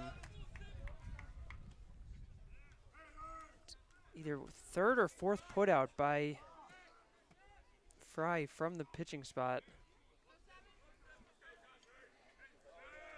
I love when a stat guy says 3rd or 4th.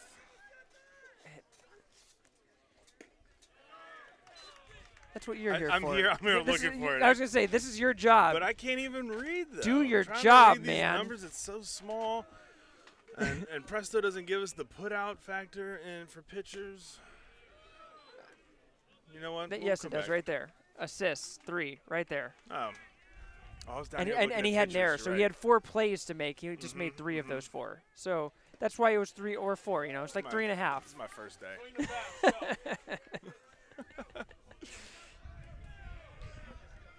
I wouldn't get settled in then. No. I don't know if you're going to make it. No, they already took the scoreboard away from me. Next, it's going to be the stream. And the 1-2 count. Just misses Just outside. Good eye. Good pitch by Fry.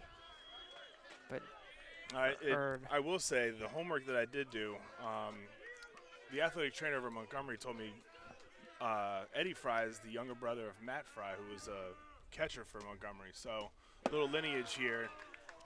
Makes me wonder if they had any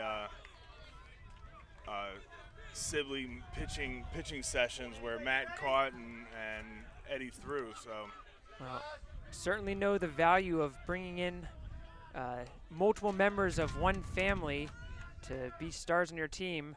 A certain Falco family at Cecil College comes to mind, as that basketball family has done Cecil College men's basketball quite well. Just Falco after Falco, it seems like. And apparently another Falco's coming this year. Oh, good. Just always seems to be another Falco at Cecil College men's basketball. Oh, good. Yeah, just that was decades of Falco basketball. Hit by the pitch on that one as Fry. Makes you feel young when you see them year after year after year, right? I'll say the same thing. Couturier, actually, there was four Couturiers while I was at Montgomery. 3 or 4? Good catch, Mark. Thank you. 4 for sure. Good family, though. Dive back. It is Keene at the plate. Man on first, 1 out. Fry leaning on that curveball quite heavily in this game. Just stayed inside. Somebody get an ice bath for Keene's arm ready after this thing. It's just hurting me watching him. Keene or Fry? Or Fry, I'm so sorry. Yeah, Fry. Yeah, for like, Eddie Fry. I mean, throwing. Keene might be good to come in from center field to pitch at some point. But to throw 90 pitches yesterday, put in another 40 plus, or 40 and counting today. And so many breaking balls too, man. That does a number. Oh yeah. Oh, to be young. Wouldn't know. Haven't been young for years. 2-1 count. Outside, Fry falls behind 3-1.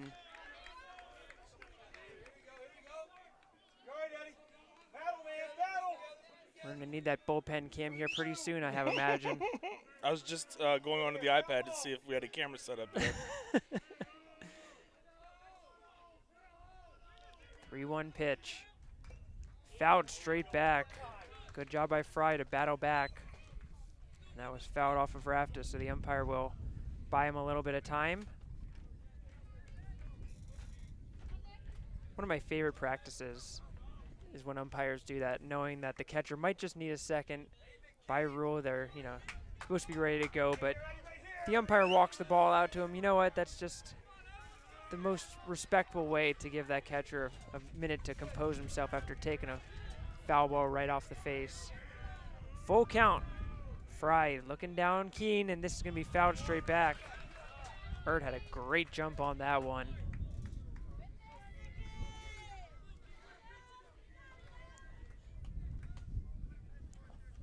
It's just going to collide into second base, but Keene having to stay alive with the foul ball.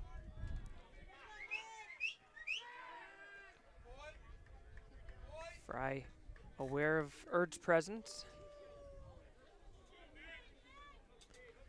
Sun popping out again here. It's trying. It's funny. I was just looking at the weather app on my phone. Yeah, this sun can't. It's too good to be true. Sun's coming down the pipe. But yeah, it's bright. But these clouds, they look ominous, but they're just moving. Is that the proverbial calm before the storm, or the actual calm before the storm? Proverbial. Oh, okay. Maybe it's real. It's 3 or 4. That was exactly 3 foul balls in a row, not 3 or 4.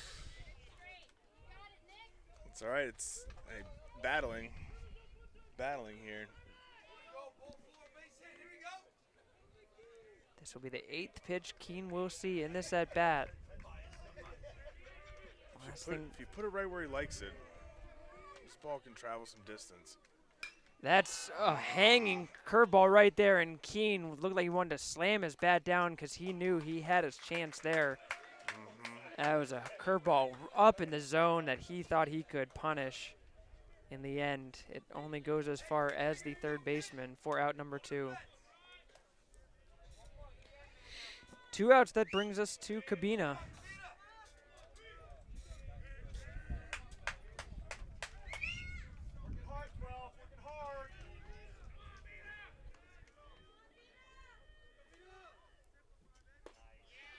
Curveball in there for strike 1.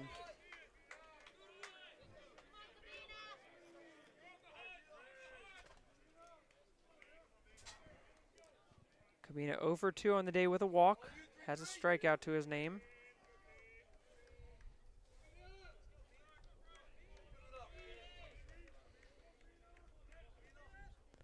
Well outside for ball 1.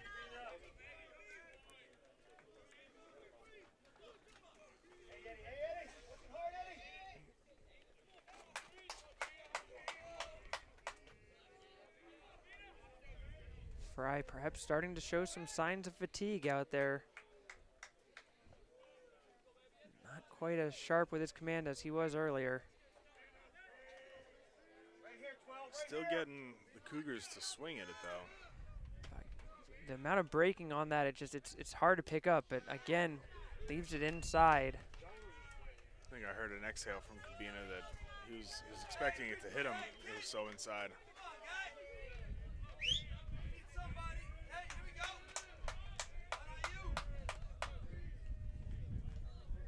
2-1 pitch.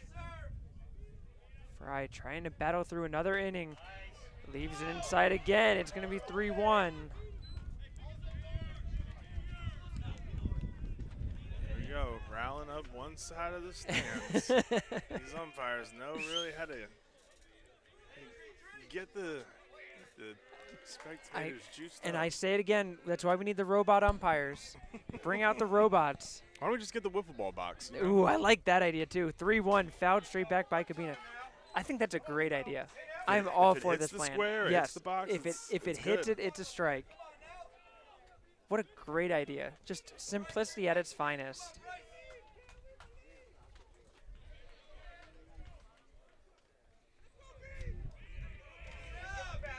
Three-two, 2 outs. Payoff pitch from Fry. And it's going to have another one as Cabina just got a tip on that one. I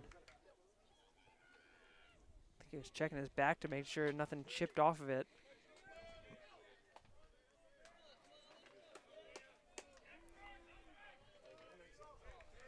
The 53rd pitch of the game for Fry. His 145th of the weekend, and he gets the strikeout swinging. Another curveball, and he gets the strikeout with Cabina goes down. What a performance by Eddie Fry. We'll be back with the 8th inning after this.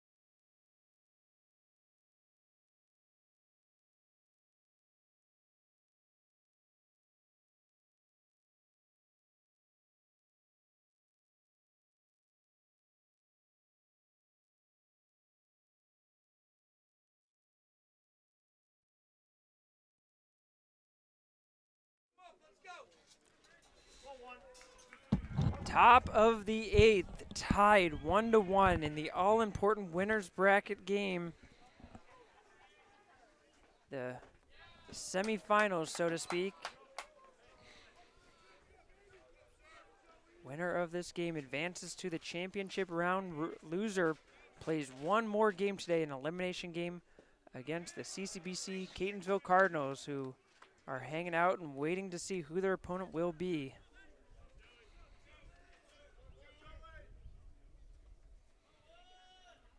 Seraphin back out there. We've seen a lot of good breaking balls today, and Seraphin, no exception to that, bringing this cutter. No, I mean, this is what you should expect when you come to a regional postseason game is top pitching. I mean, everybody's saving their best pitchers for these moments, so. Yeah, we've talked about all these teams that have had, 15, 18 pitchers out there all season long trying to just get through the season. But yeah, you get to this point, and you're probably only going to have a few guys you want out there that are just going to bring your top stuff. Mm-hmm. That will bring up Raptors to the plate in there for strike one. I mean, you just look at last game in White. He only pitched no more than 3 innings. Good little blooper over there to shortstop for the out. Yep, blooper indeed, but Erd was playing back and tracked it nicely for out number 2. Yeah, White brings his A game. Donnie for White, Anne Arundel. the legend of Donnie White. We'll never forget that name. A heroic performance from him. He deserved the win. Not saying anything against Catonsville. They did a great job of fighting back to keep their season alive, but the 7 innings pitched by Donnie White to keep them shut out was absolutely heroic. That's top-notch stuff there. But that's what you should get. That's what you should see here in the postseason. 1-1 count to McDonald. Seraphin, another curveball. That's going to catch the corner for strike 2.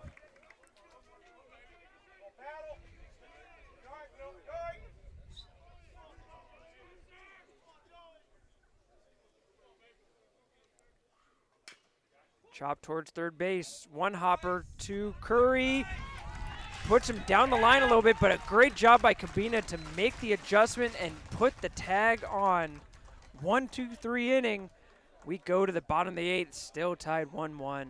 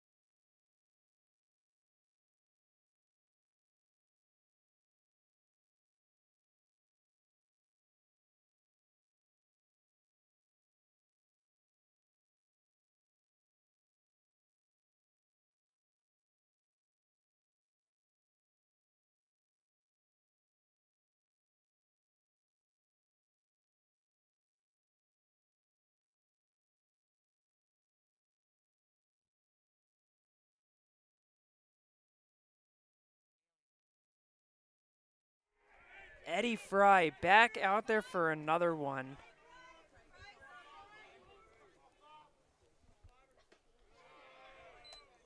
Just an unbelievable effort he is giving these Raptors.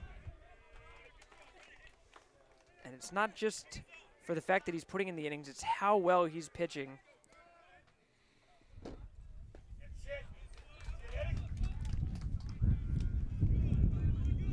Wind really picking up here. He threw 6 shutout innings yesterday against CCBC Catonsville out of the bullpen. So far, 3 innings, 1 hit, 3 strikeouts, 1 walk. Combine them together, you've got a complete game shutout. It's pretty good. But he's not done. He's going for more. Throws behind Curry on that one. Curry ducks out of the way.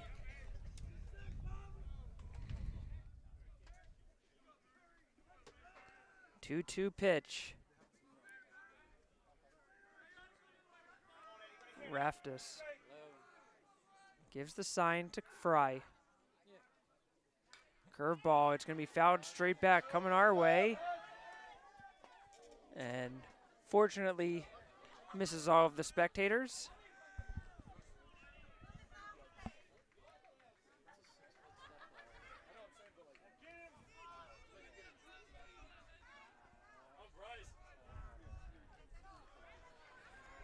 Two-two pitch once again. Curry, the cleanup hitter of these Cougars, just gets a piece of that one and fouls it off.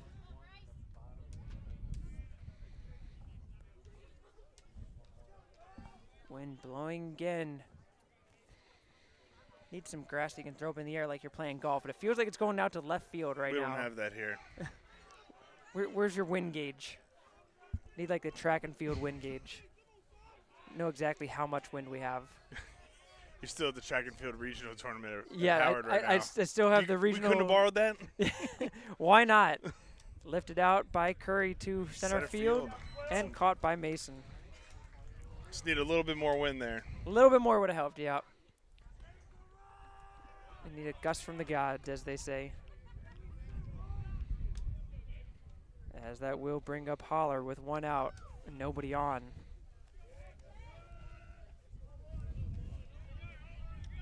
Hollard's got 1 hit on the game for his 2 at-bats. Frederick does 6 hits in this game. The most productive offense in the region is being held at bay right now by these Raptor pitchers.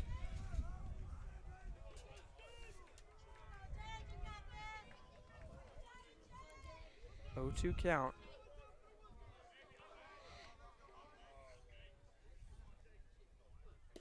Just outside for ball 1.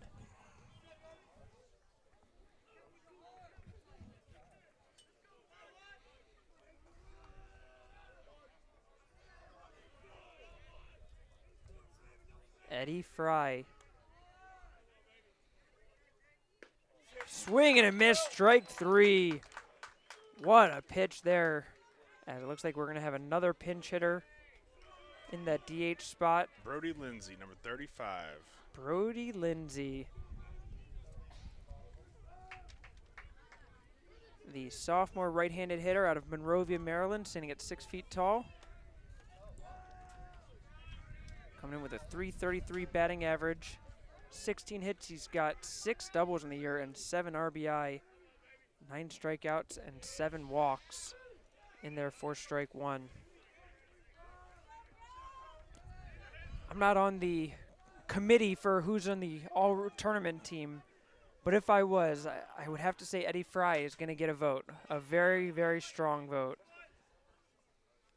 as his efforts over the last 2 days has absolutely been incredible. Well, I'm sure we'll take your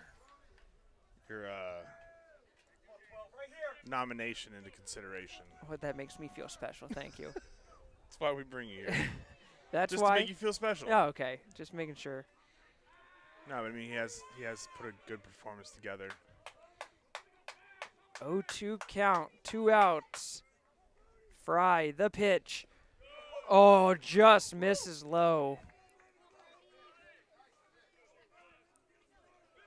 I keep saying this because I keep thinking it's going to be the last inning for Fry, and then he keeps coming back out. So I don't know how to treat it, but I want to make sure that Fry gets his due. No, that's fair, but I think you've done that for every relief pitcher that's pitched more than 3 innings. This might be his last inning. Hit through the hit through the gap as Lindsay comes through with the big pinch hit. Great at bat from him, and that brings up Varda, and we're going to see a pinch runner.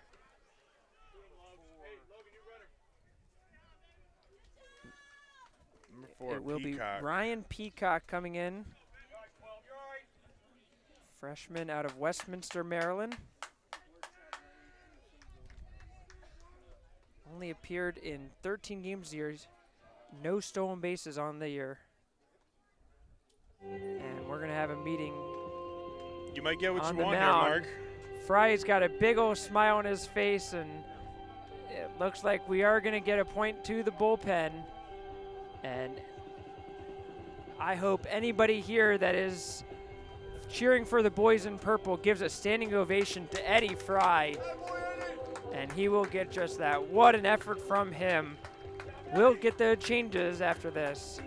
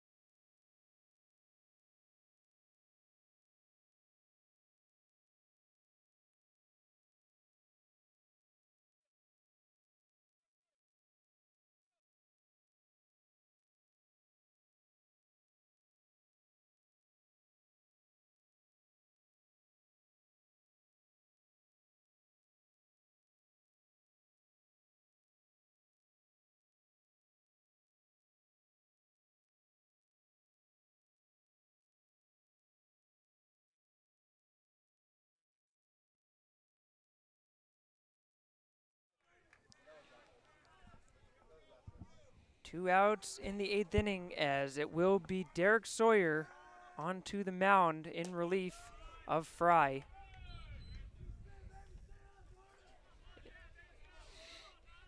Montgomery has given up their designated hitter as Rivera has gone in to play third base. Matt Kayafa has gone into second base as Peacock takes off for second. Out at second, caught stealing. Peacock tried to snag his first base of the year, and he was caught. The Raptors get out of the inning. We go to the 9th, still tied 1-1.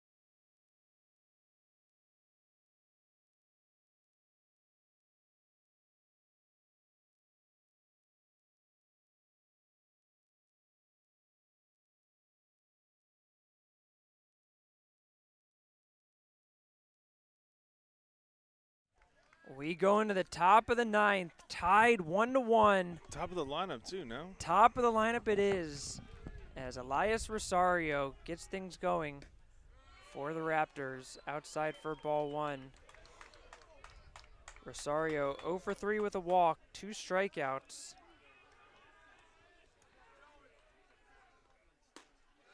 In there for strike one.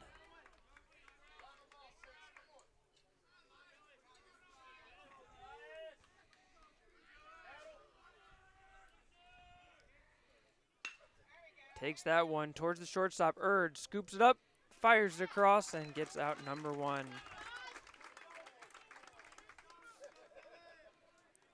And that brings up the first baseman, Burgess.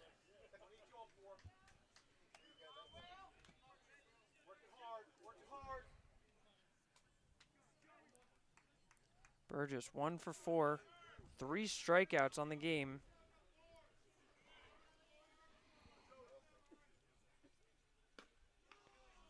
Just misses outside. Seraphin back in there, pitching another inning for the Cougars.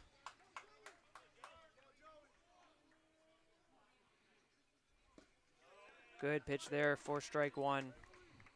Some would say it was the same spot. By some, you mean you? You just I said might it? have said it. Yeah. 1-1 count. Ooh, was that the same spot as well? Nah, it was a little further. Ah, okay. Just making sure.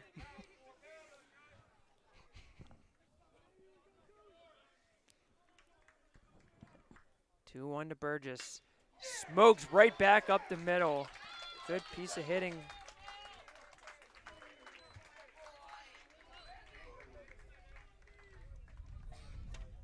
And with 1 out, 1 man on, that will bring up Andy Rivera. Reached base last at bat on a bunt. He has 3 for 4 on the day with a double.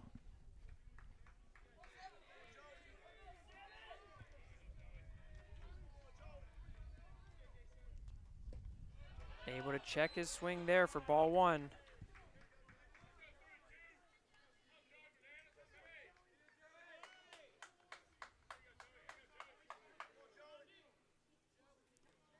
Montgomery 2 through 9 hitters all have at least 1 hit on the game. The only player on their team that doesn't is Rosario.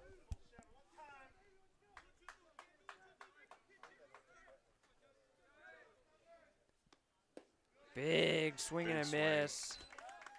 Rivera tried to go golfing on that one. Wanted to bring out the big dog. 1-1 count. Burgess will take off for second. Strike on the pitch and easily makes it there, as Jennings couldn't get much into that throw, but a great jump by Burgess.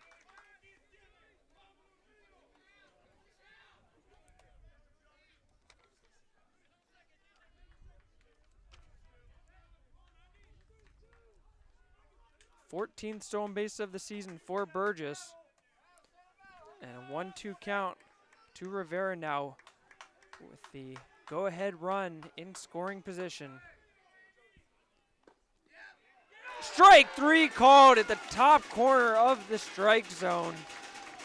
Rivera did not agree with that call, but the vast majority of those in attendance thought it was perfectly fine. And with 2 outs, that will bring us to Van Rosenbaum in the cleanup spot. I have no disagreement. Dynamite drop in, Mike. That broadcasting school is really paying off. Yep. And that just now we hear it on the opposite side. Yep. Like I said, equally unhappy. That's what you got to go for.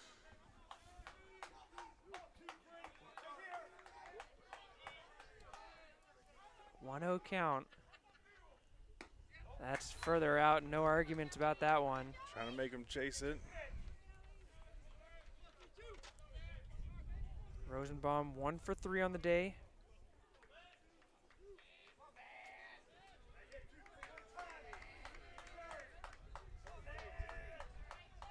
.323 batting average. And He's got 31 RBI. Well said. broadcasting school. Start the Mark Winkle Broadcasting School. Hey, I'll take some classes. Yeah. Registration of 1. 2-1 count. Good pitch there, straight up. Straight up indeed. I don't think it's got the distance. Not and it at will all. be grabbed by Varda. We go into the bottom of the 9th. Frederick with a chance to walk it off.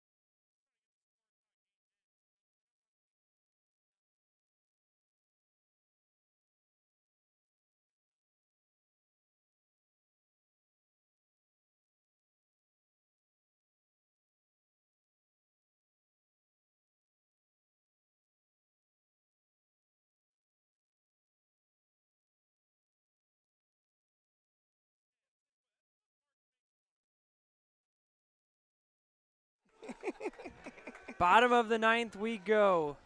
7, 8, 9 in the lineup, due up for Frederick, starting with Varda, as it will be Sawyer taking the mound once again.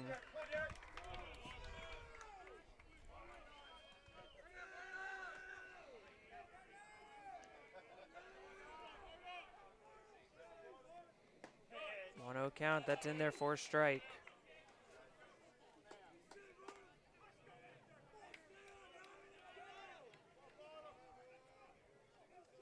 Varda 2 for 3 on the day with a double. That's a hit. And that is smoked Nope. right into the glove of Mason. Hit hard, but got to pick a better spot.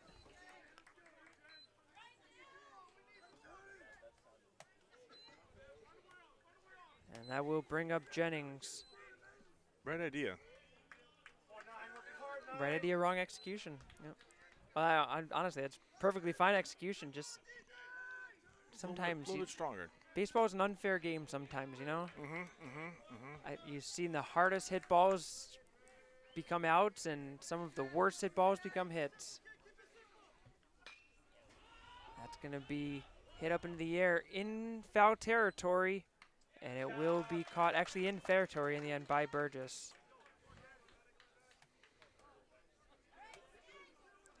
And that will bring up Herrera with 2 outs and nobody on, as our last chance to keep this game in regulation.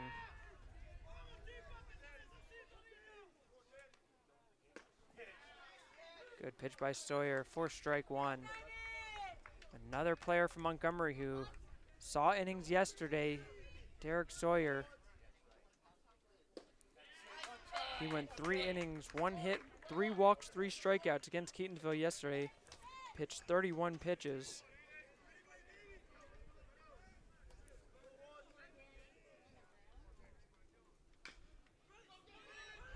And that's going to hit his leg in the batter's box for a foul ball.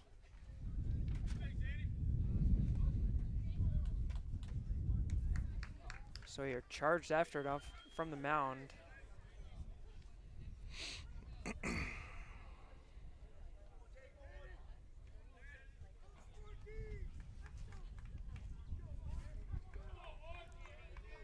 Oh, 2 count. Oh man, Sawyer took a few steps off the mound.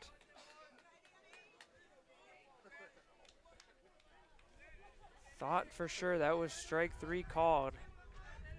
Instead it's 1-2. That will be strike 3 called. As Herrera goes down. 9 innings of baseball is over. We go into extras. Don't miss a thing in this heavyweight match. It is not disappointing here in Frederick, Maryland.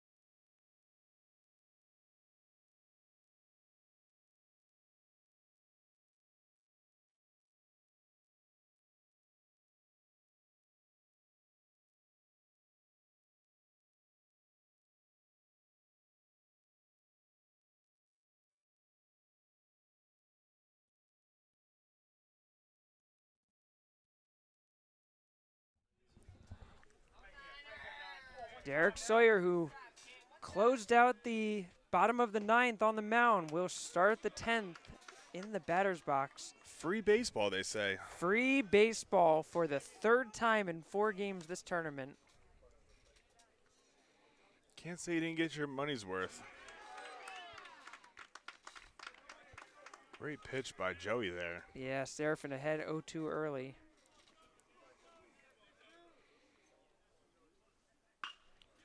Puts a rip into that one. It's going to be a foul ball off the left field line. Wasn't fooled by that curveball.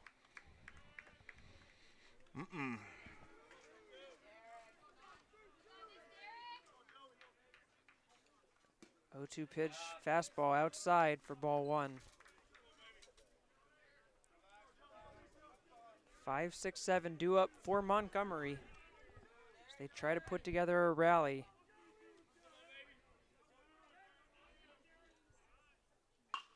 Hit hard to Off left the field, handle. but yeah, just jammed a little bit. A good inside pitch by Seraphin. Couldn't quite get the barrel on the ball for out number 1. And with 1 out, that brings us to Kritsky.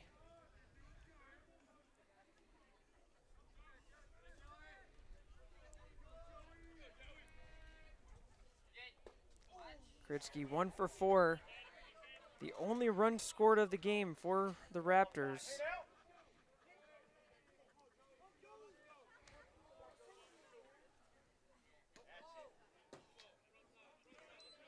Just a bit inside for ball 2. Yes. Yes, it was inside the park. Just a bit inside. And that barely misses the outside corner. And Seraphin has fallen behind 3-0.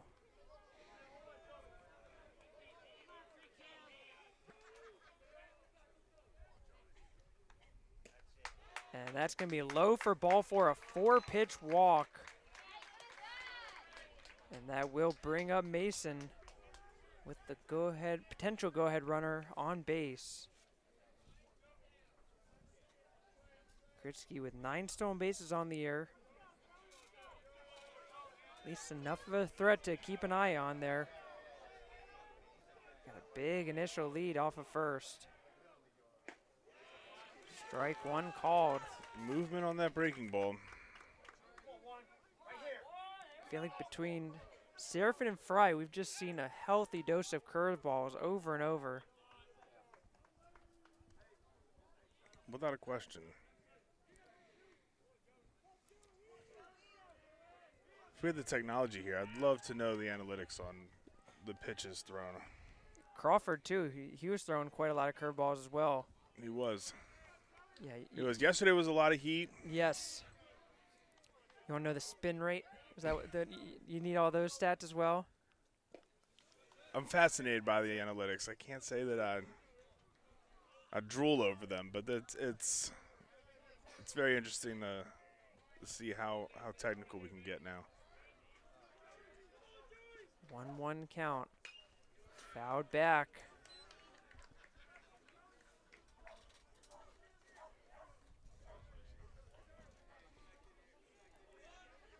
Mason 1 for 4 on the day. He's struck out twice. Twice I've done that today. Strucken out or strucken out? Yes, I've strucken out too many times.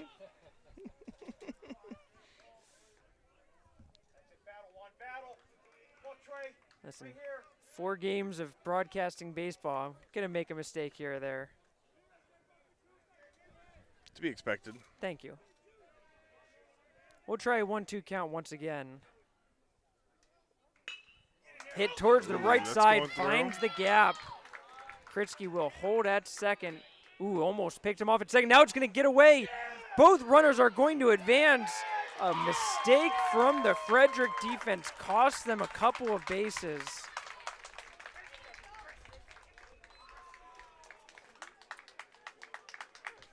Who was that in the field that just dropped the throw? Now I think the Frederick players are arguing that there was runner interference in the play, and that will certainly be a tough argument to make.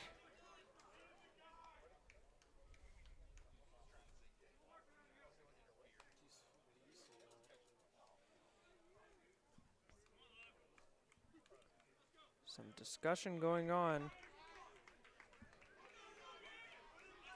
And going back to the replay system? Going back to the replay system, it doesn't look like there was much to it. It was that was trying to catch it, and it just goes off his glove. Didn't really see much. They're intentionally walking Logan here to load up for a double play possibility.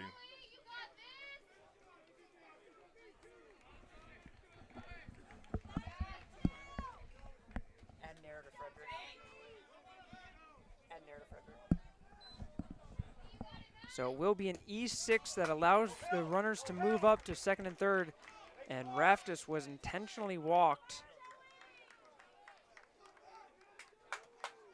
And that will load the bases up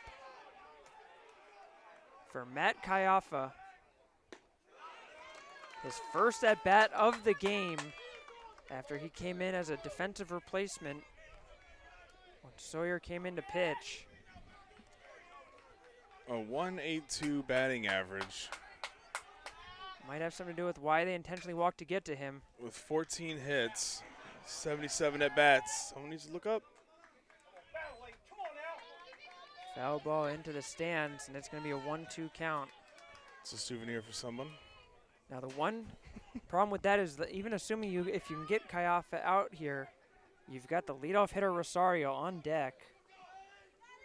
Well, you're hoping that he lays something down in the infield and you can turn two somewhere. You mean like that? They're just going to get the play at the plate. It's going to be close, and Kritsky is out at home. He's out. Kritsky trying to argue that he wasn't given a lane, but Jennings had his foot on the plate. Out at home, Kritsky still arguing the play, but a great play by Curry to get the out at home and keep it a tied ball game. And then Coach Rasher's coming out. Likely trying to make the argument that he didn't have the lane there, but probably arguing that he was safe too, right? Like from what I saw, yeah, it looked like he was pretty well hosed at home. Double check our infallible replay system.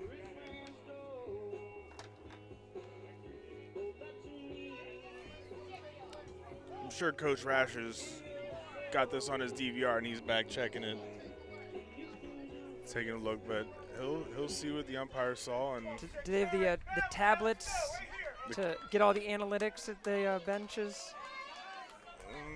At Montgomery, not that I remember.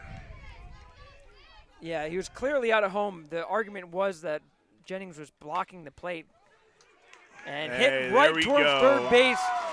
Frederick escapes the danger. Bases loaded, 1 out, and they get back-to-back ground balls to Curry to get out of it. We go to the bottom of the 10th, still tied 1-1.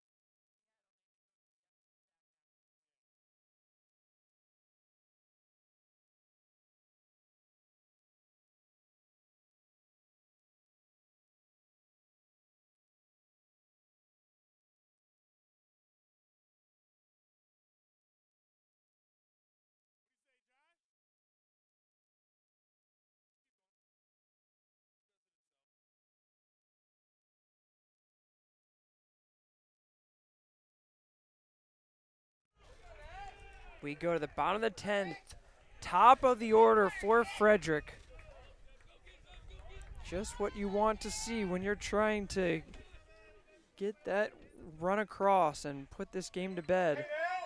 Let's go swing it. But Sawyer gets ahead 0-2 rather. Sawyer working quickly. That's going to be hit up the middle. It will be stop, but that's grabbed by Kayafa, but he's going away from first base. Never had a play on it, so the infield single for Erd gets the leadoff runner on. Up kid. Let's go, Nicky.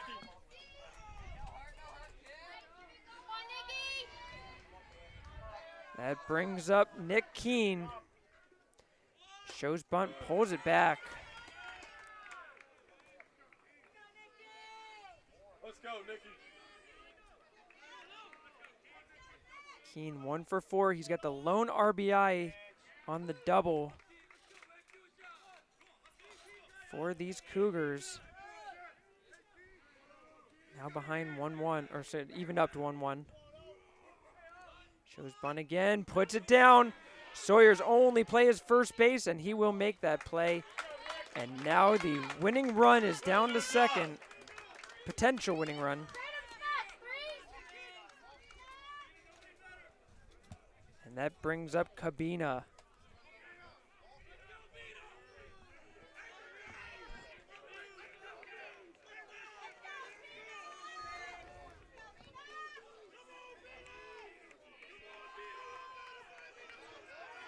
Erd at second. Sawyer, the pitch. In there for strike one.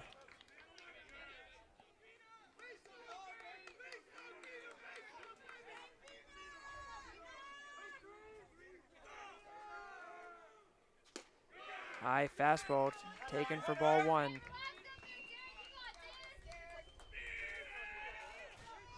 The man they affectionately call Bina. With a big spot here. 1-1 count. Hits it through the left side. Going through, stopping him at and they're going to stop him at third as Erd had to take a step back to the his bag just in case it was fielded. But now the winning run just 90 feet away. Let's go, Bryce. Let's go, 5. You're right. Nobody better, And now Curry will get the intentional walk. That puts the game in the hands of Take out personal. Jake Holler.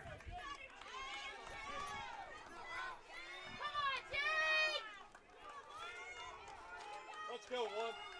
Oh, and there goes Coach Rasher out to talk with his pitcher.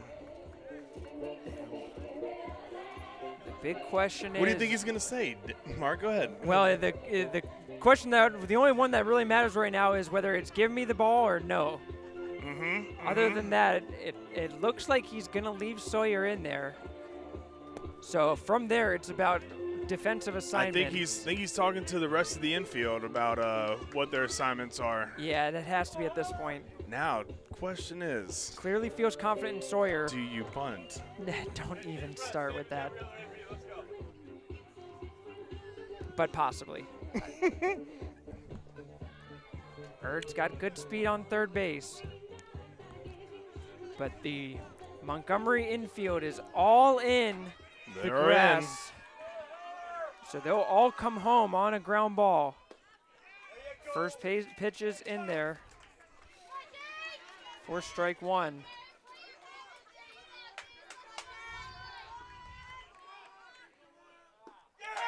Swing and a miss from Holler, and he is behind 0-2.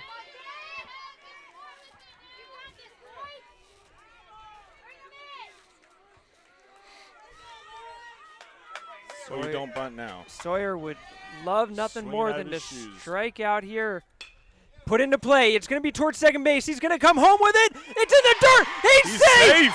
Game over. The Frederick Cougars have walked it off. Kayafa came home with it, but put the ball in the dirt. Raptors tried to squeeze it and couldn't do it. As the entire Frederick team will make it its way all the way out to left field in celebration. The game ends on an E4. What a game, what a day of baseball, and we are not even done yet, sir.